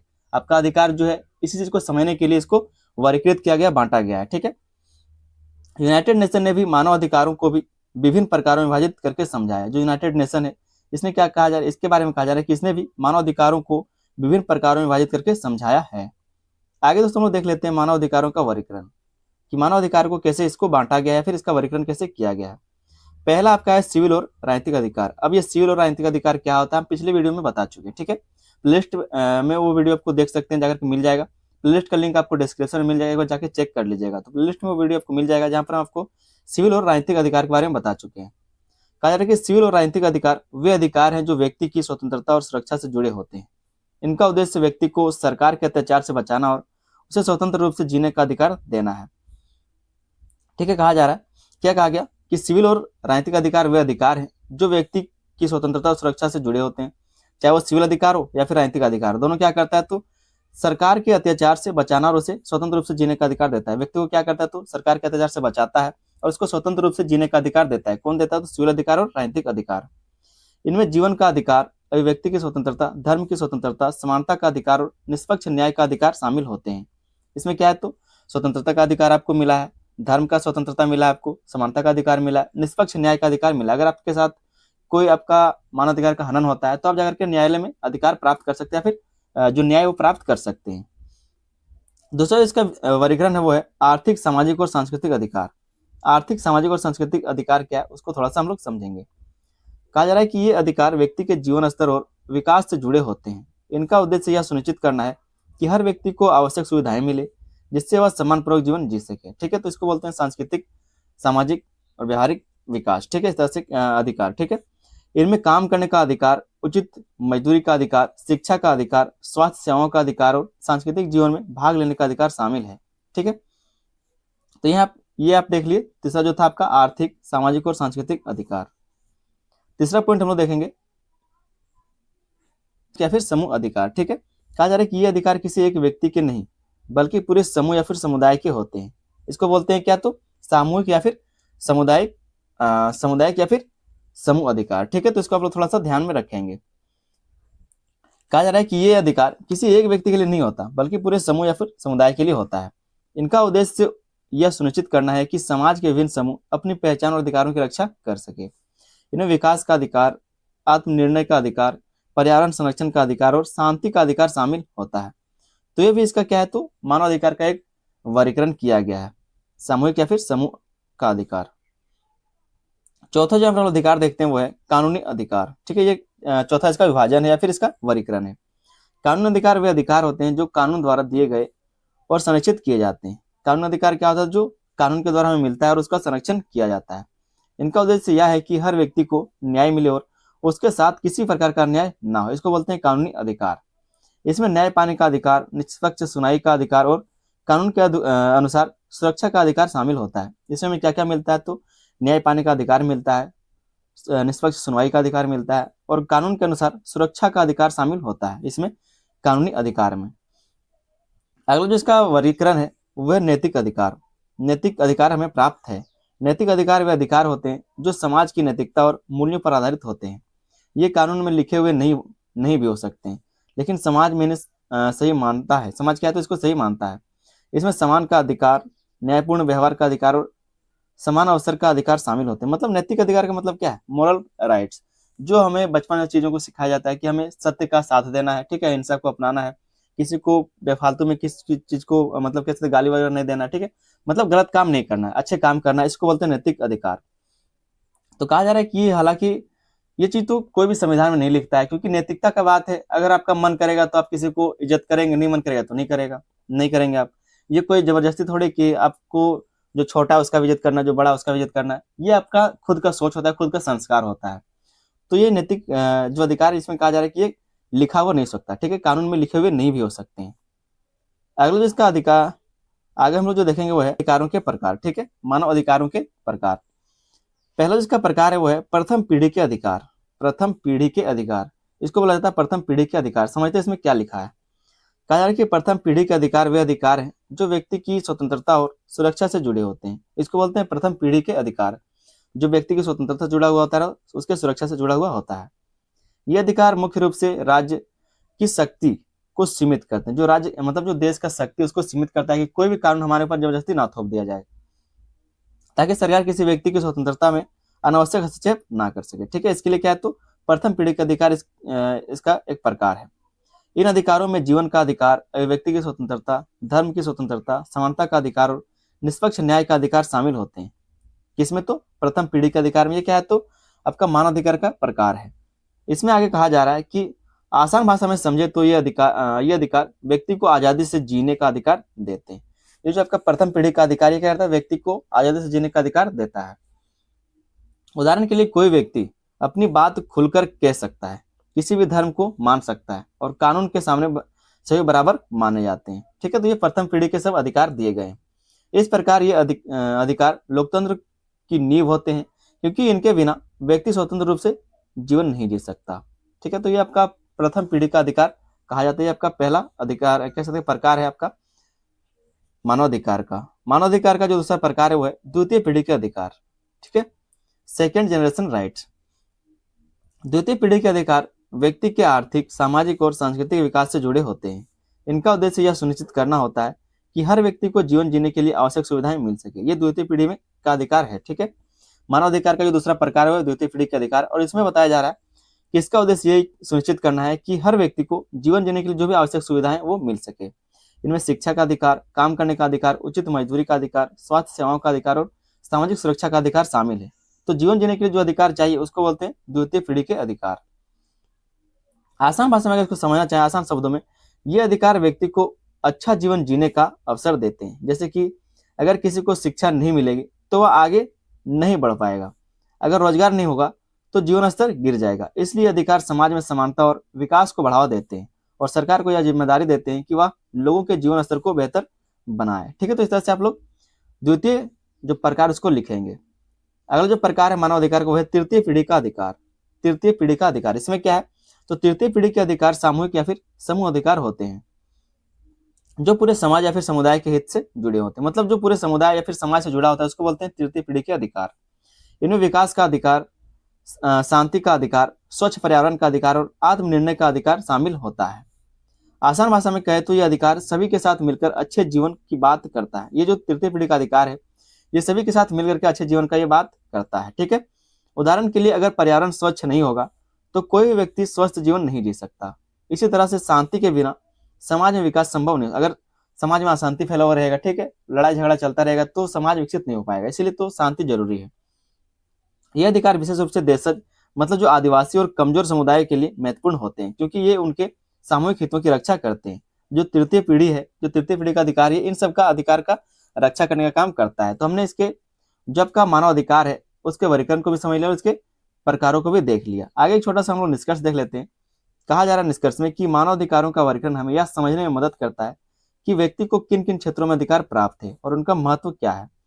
यूनाइटेड नेशंस द्वारा किए गए इस वर्गीकरण के माध्यम से यह सुनिश्चित किया जाता है कि हर व्यक्ति को स्वतंत्रता, समानता, विकास और सम्मान के साथ जीवन जीने का अवसर मिल सके। तो यहाँ पर हम लोग इसके वर्गीकरण को भी समझ लिया, जो मानव अधिकार उसके वर्गीकरण को भी देख लिया और इसके जो प्रकार है उसको भी हमने समझ लिया। उम्मीद करते हैं कि आपको क्वेश्चन का आंसर समझ में आया होगा। चैनल पर दोस्तों है तो आप लोग चैनल को सब्सक्राइब जरूर कर लीजिएगा और वीडियो अगर आपको पसंद आया तो वीडियो को लाइक कर दीजिए, अपने दोस्तों में इसको शेयर भी कर दीजिएगा। दोस्तों स्वागत है आप सभी का आपके अपने यूट्यूब चैनल BS सेंटर में। यहाँ पे हम लोग ह्यूमन राइट्स का एक मोस्ट इंपोर्टेंट क्वेश्चन को समझेंगे कि पुलिस प्रताड़ना से, मानवाधिकारों के दुरुपयोग एवं हनन से बचने के संबंध में सामान्य जन के मानव अधिकारों पर प्रकाश डालिए। क्वेश्चन रिपीटेड है, हर साल ये क्वेश्चन पूछा जाता है, तो इसको आप लोग ध्यान से देखेंगे। पूरा वीडियो को आप लोग अंत तक देखिए ताकि इस चीज को आप समझ सके और क्वेश्चन को अगर घुमा के भी दे तब भी आप आंसर को कर पाए। ठीक है, क्वेश्चन ये पूछा जा रहा है कि जो पुलिस प्रताड़ना है, मतलब कभी कभी क्या है तो आपको बिना कसूर के उठा के लेके चला जाता है, थाना में जाके पीटता है, मार देता है, जान से मार देता है कई बार। ठीक है, तो ये जो पुलिस का प्रताड़ना है उसमें मानव अधिकारों का जो दुरुपयोग होता है, जो हनन होता है, उसके संबंध में जो सामान्य जन मतलब जो आम लोग है उनका मानव अधिकार क्या है उसके बारे में आपको बताना है। ठीक है, तो ये आपका एक मोस्ट इंपोर्टेंट क्वेश्चन है। चैनल पर दोस्तों है तो आप लोग चैनल को सब्सक्राइब कर लीजिए, क्योंकि इस क्वेश्चन के आंसर को बिल्कुल डिटेल में हम यहाँ पर समझेंगे, बिल्कुल आसान भाषा में, कहानी की तरह आपको सब कुछ समझ में आ जाएगा। आपको करना क्या है तो चैनल को सब्सक्राइब कर लेना और वीडियो को आपको अंत तक देखना है।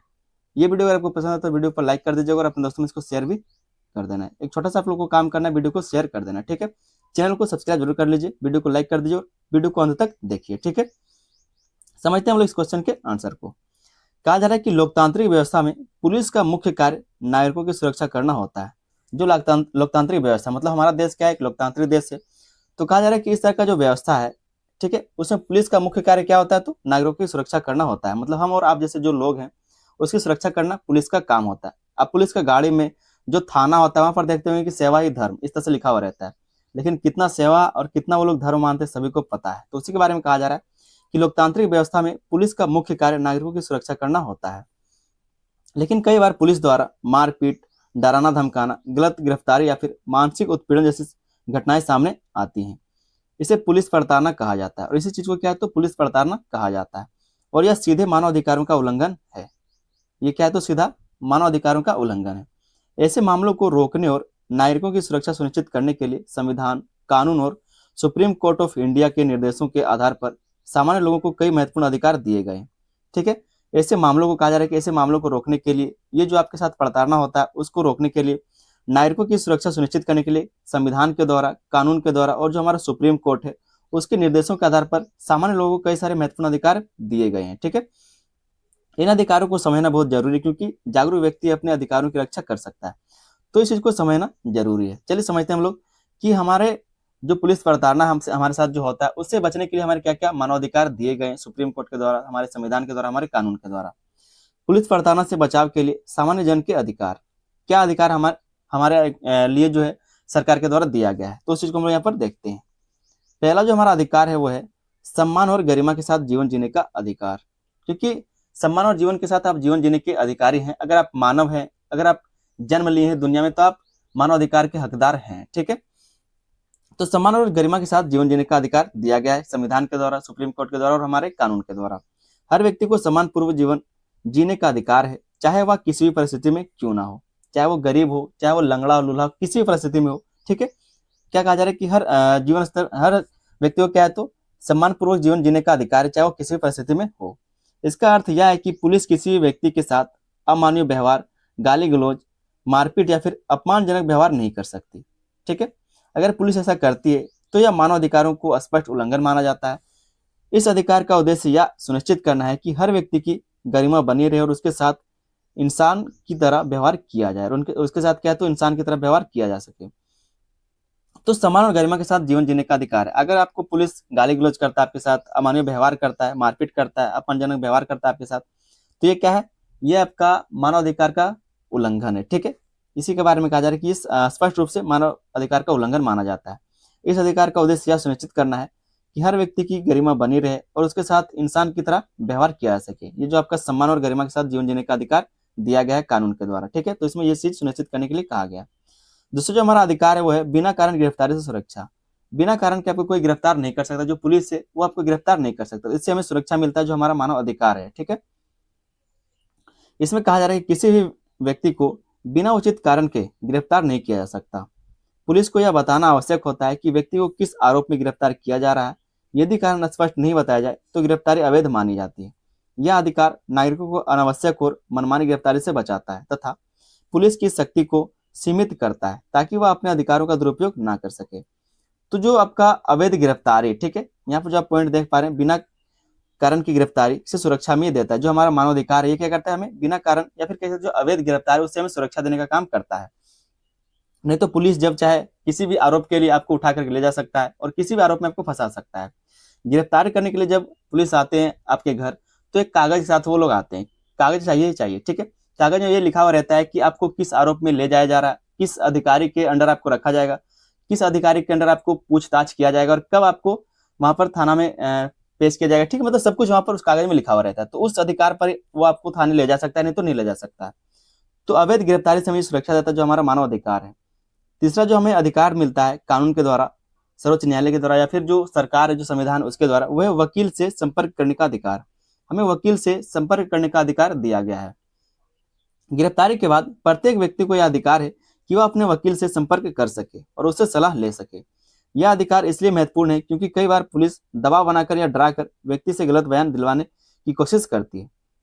जो पुलिस है कभी कभी किसी व्यक्ति को डरा करके, मार करके, धमका करके क्या तो उससे बयान बदलवा लेता है या फिर गलत बयान दिला लेता है। वकील की उपस्थिति व्यक्ति को कानूनी सुरक्षा प्रदान करती है और यह सुनिश्चित करती है कि उसके साथ कोई अन्याय ना हो। तो वकील से संपर्क करने का अधिकार हमें देता है, जो हमारा मानव अधिकार है। ठीक है, चौथा जो यहाँ पर हमें अधिकार दिया जाता है वो है 24 घंटे के भीतर न्यायालय में पेश किए जाने का अधिकार। ये सब हम लोग क्या देख रहे हैं, ये सब हम लोग देख रहे हैं कि जो पुलिस प्रताड़ना, इससे सुरक्षा के लिए हमें क्या अधिकार दिए गए हैं। जो जन सामान्य है, जो आम लोग है, उनको क्या अधिकार दिया गया न्यायालय के द्वारा, कोर्ट के द्वारा, ठीक है, संविधान के द्वारा, सरकार के द्वारा, कानून के द्वारा हमें क्या सुरक्षा या फिर कैसे क्या अधिकार दिए गए पुलिस की प्रताड़ना से बचने के लिए। तो चौथा जो यहाँ पर हमें अधिकार दिया गया वो 24 घंटे के भीतर न्यायालय में पेश किया जाना अधिकार है। जब आपको थाने ले जाया जाता है उसके बाद से 24 घंटे के भीतर क्या है तो आपको न्यायालय में पेश करना जरूरी है। यदि किसी व्यक्ति को गिरफ्तार किया जाता है तो उसे 24 घंटे के भीतर मजिस्ट्रेट के सामने पेश करना अनिवार्य हो जाता है। यदि पुलिस ऐसा नहीं करती है तो यह अवैध हिरासत मानी जाती है। इस नियम का उद्देश्य यह है कि पुलिस किसी व्यक्ति को लंबे समय तक बिना न्यायिक निगरानी के बंद नहीं रख सके और उसके अधिकारों का हनन ना कर सके। मतलब जब तक आपको कोर्ट में पेश नहीं किया जाएगा तो वो क्या एक अवैध गिरफ्तारी माना जाएगा। ठीक है, अवैध हिरासत उसको माना जाएगा और ये क्या है, एक अपराध भी है। तो इसका शिकायत हम लोग कर सकते हैं जाकर के कोर्ट में। अगला जो अधिकार हमें दिया जाता है वो है स्वयं के खिलाफ बयान देने से सुरक्षा। हम लोग अपने खिलाफ बयान नहीं दे सकते। अगर हम लोग कहें कि हम इसको मर्डर करके आए हैं या फिर ये गुनाह हम किए तो सरकार जो है या फिर जो कोर्ट हमारा वो नहीं मानेगी। तो स्वयं के खिलाफ बयान देने से सुरक्षा में ये देता है, क्योंकि पुलिस तो आपको पिटवा करके जबरदस्ती बोला देगा कि आपने ये काम किया, वहां जाके बोलिएगा। तो जो कोर्ट होता है वो आपका बयान नहीं मानता है। किसी भी व्यक्ति को अपने खिलाफ जबरदस्ती बयान देने के लिए मजबूर नहीं किया जा सकता। इसका अर्थ यह है कि पुलिस दबाव, मारपीट या फिर डर के माध्यम से किसी से अपराध स्वीकार नहीं करवा सकती। व्यक्ति को चुप रहने का अधिकार है और यह उसके कानूनी संरक्षण का एक महत्वपूर्ण हिस्सा है। यह अधिकार गलत तरीके से सजा दिए जाने की संभावना को कम करता है। तो अगर आप चाहे तो चुप रह सकते हैं, लेकिन पुलिस ऐसा होने देता है क्या? नहीं होने देती। पुलिस आपको कूटेगी, पुलिस आपको कूटेगा और अपने खुद से आप जो नहीं किए वो भी बोल देंगे कि हाँ हम ये काम किए हैं, क्योंकि जब मार पड़ेगा इतना तो क्या ही जो नहीं किया रहता है आदमी वो भी बोल देता है। छठा जो हमें इसके पुलिस प्रताड़ना से मुक्ति के लिए जो हमें अधिकार दिया जाता है वो है परिवार या फिर परिचित को सूचना देने का अधिकार।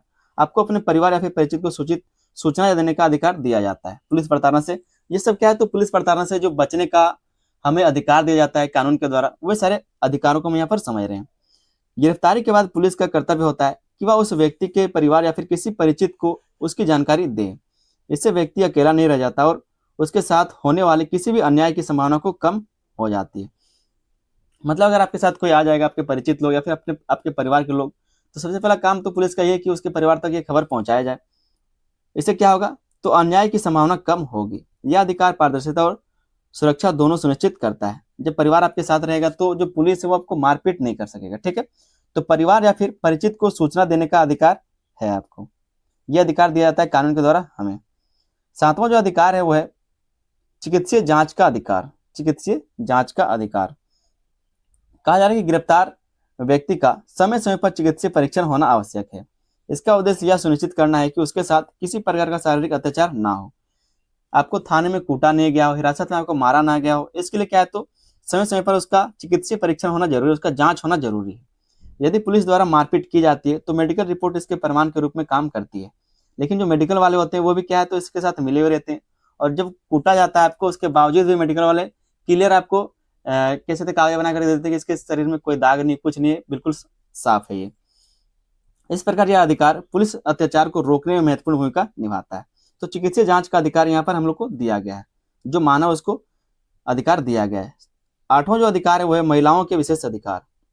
महिलाओं के विशेष सुरक्षा प्रावधान किए गए। महिलाओं के लिए क्या है, तो विशेष सुरक्षा प्रावधान किए गए। सामान्यतः महिलाओं को रात में गिरफ्तार नहीं किया जा सकता।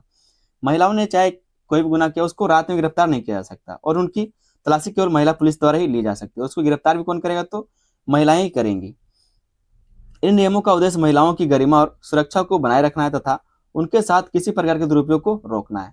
अगर पुरुष करेगा तो कहाँ कहाँ हाथ लगाएगा, कहाँ नहीं लगाएगा, इसके लिए क्या तो इन सब चीजों को रोकने के लिए क्या तो उसकी तलाशी जो महिलाएं करती है और महिलाएं इसको गिरफ्तार करने के लिए आते हैं। तो महिलाओं के लिए विशेष अधिकार दिए गए। दोस्तों यहाँ पर हमने जो पुलिस प्रताड़ना है उसके खिलाफ या फिर कह सकते हैं उससे बचने के लिए हमें क्या क्या मानवाधिकार दिए गए उस चीज के बारे में हमने यहाँ पर समझ लिया। नौवां जो अधिकार है वो है मुआवजा पाने का अधिकार, ठीक है। क्या है, तो मुआवजा पाने का अधिकार। नौवां जो अधिकार हमें मिलता है वो है मुआवजा पाने का अधिकार। यदि किसी व्यक्ति के साथ पुलिस द्वारा अत्याचार किया जाता है तो वह अदालत में जाकर के मुआवजा प्राप्त कर सकता है। अगर पुलिस के द्वारा अत्याचार किया जाता है और अगर वो ऐसा अत्याचार है कि उसका अगर कोई मान लीजिए व्यक्ति मारा गया तो उससे क्या है, तो वो मुआवजा प्राप्त कर सकता है। जो भी तमिलनाडु का एक केस आया था जहां पर 9 पुलिसकर्मियों ने क्या किया, दोनों बाप बेटा को मार करके खत्म कर दिया था थाना में। तो वो लोग को फांसी हो चुका है, आप लोग को ये न्यूज पता होगा। अदालत इस स्थिति में सरकार को पीड़ित को आर्थिक सहायता देने के आदेश दे सकती है। यह अधिकार न केवल पीड़ित को राहत देता है बल्कि पुलिस और प्रशासन को जिम्मेदार भी बनाता है। तो मुआवजा पाने का अधिकार भी हमें देता है। अगला जो हम यहाँ पर अधिकार देखेंगे वो है शिकायत करने का अधिकार। शिकायत करने का भी अधिकार हमें मिलता है। यदि पुलिस द्वारा किसी प्रकार का अत्याचार किया जाता है तो व्यक्ति को शिकायत करने का पूरा अधिकार है। वह उच्च अधिकारियों, राष्ट्रीय मानव अधिकार आयोग या फिर न्यायालय में जाकर के अपनी शिकायत दर्ज करा सकता है। यह व्यवस्था पुलिस को जवाबदेह बनाती है और नागरिकों को न्याय प्राप्त करने का अवसर देती है। तो शिकायत करने का भी अधिकार हमें मिलता है। अगर आपको थाने में कोई गलत व्यवहार करता है, आपके साथ मारा पीटी करता है, तो आप जाकर के शिकायत कर सकते हैं। लेकिन ऐसा होता नहीं है, ये सिर्फ लिखने वाला बात है, पढ़ने वाला बात है। जमीनी अगर कह सकते हैं कि हम लोग व्यवहारिक बात करें तो प्रैक्टिकल बात करें तो ऐसा कुछ होता नहीं है, ठीक है। आप कुछ भी कर लीजिए, वहां जब जाएंगे तो आपको, अगर आप पहुंच वाले व्यक्ति नहीं, आपका पहुंच अच्छा नहीं है, आप अगर गरीब आदमी तो आपको कूट दिया जाएगा। आगे हम लोग समझते हैं। आगे इसमें कहा जा रहा है कि इन सभी अधिकारों का उद्देश्य यह है कि पुलिस अपनी सीमाओं में रहकर कार्य करे और किसी भी व्यक्ति के साथ अन्याय ना हो। लेकिन समस्या यह है कि कि कई बार लोगों को इन अधिकारों की जानकारी नहीं होती। कई बार क्या है, तो लोगों को इन अधिकारों के बारे में जानकारी नहीं होता, वे डर के कारण इनका उपयोग नहीं कर पाते। इसलिए केवल अधिकार होना ही पर्याप्त नहीं है बल्कि उनके प्रति जागरूकता और उनका सही उपयोग भी अत्यंत आवश्यक है। तो हमने यहाँ पर इसके एक विश्लेषण को समझ लिया। आगे एक छोटा सा निष्कर्ष भी देख लेते हैं। निष्कर्ष में कहा जा रहा है कि पुलिस प्रताड़ना से बचाव के लिए सामान्य नागरिकों को अनेक महत्वपूर्ण अधिकार दिए गए। जो आपका पुलिस प्रताड़ना है उससे बचने के लिए जो सामान्य नागरिक, जो आम लोग हैं, उनके लिए बहुत सारे महत्वपूर्ण अधिकार दिए गए जो उनकी स्वतंत्रता, सुरक्षा और सम्मान की रक्षा करते हैं। सुप्रीम कोर्ट ऑफ इंडिया के निर्देशों ने इन अधिकारों को और मजबूत बनाया है। तो जो हमारे सुप्रीम कोर्ट है उसके द्वारा जो भी निर्देश बनाए उन्होंने क्या किया, तो इस अधिकारों को, जो हमें अधिकार दिया गया पुलिस प्रताड़ना से बचने के लिए, उन अधिकारों को और मजबूत बनाया गया है। तो उम्मीद करते हैं आपको सारे क्वेश्चन का आंसर जो है समझ में आ गया होगा।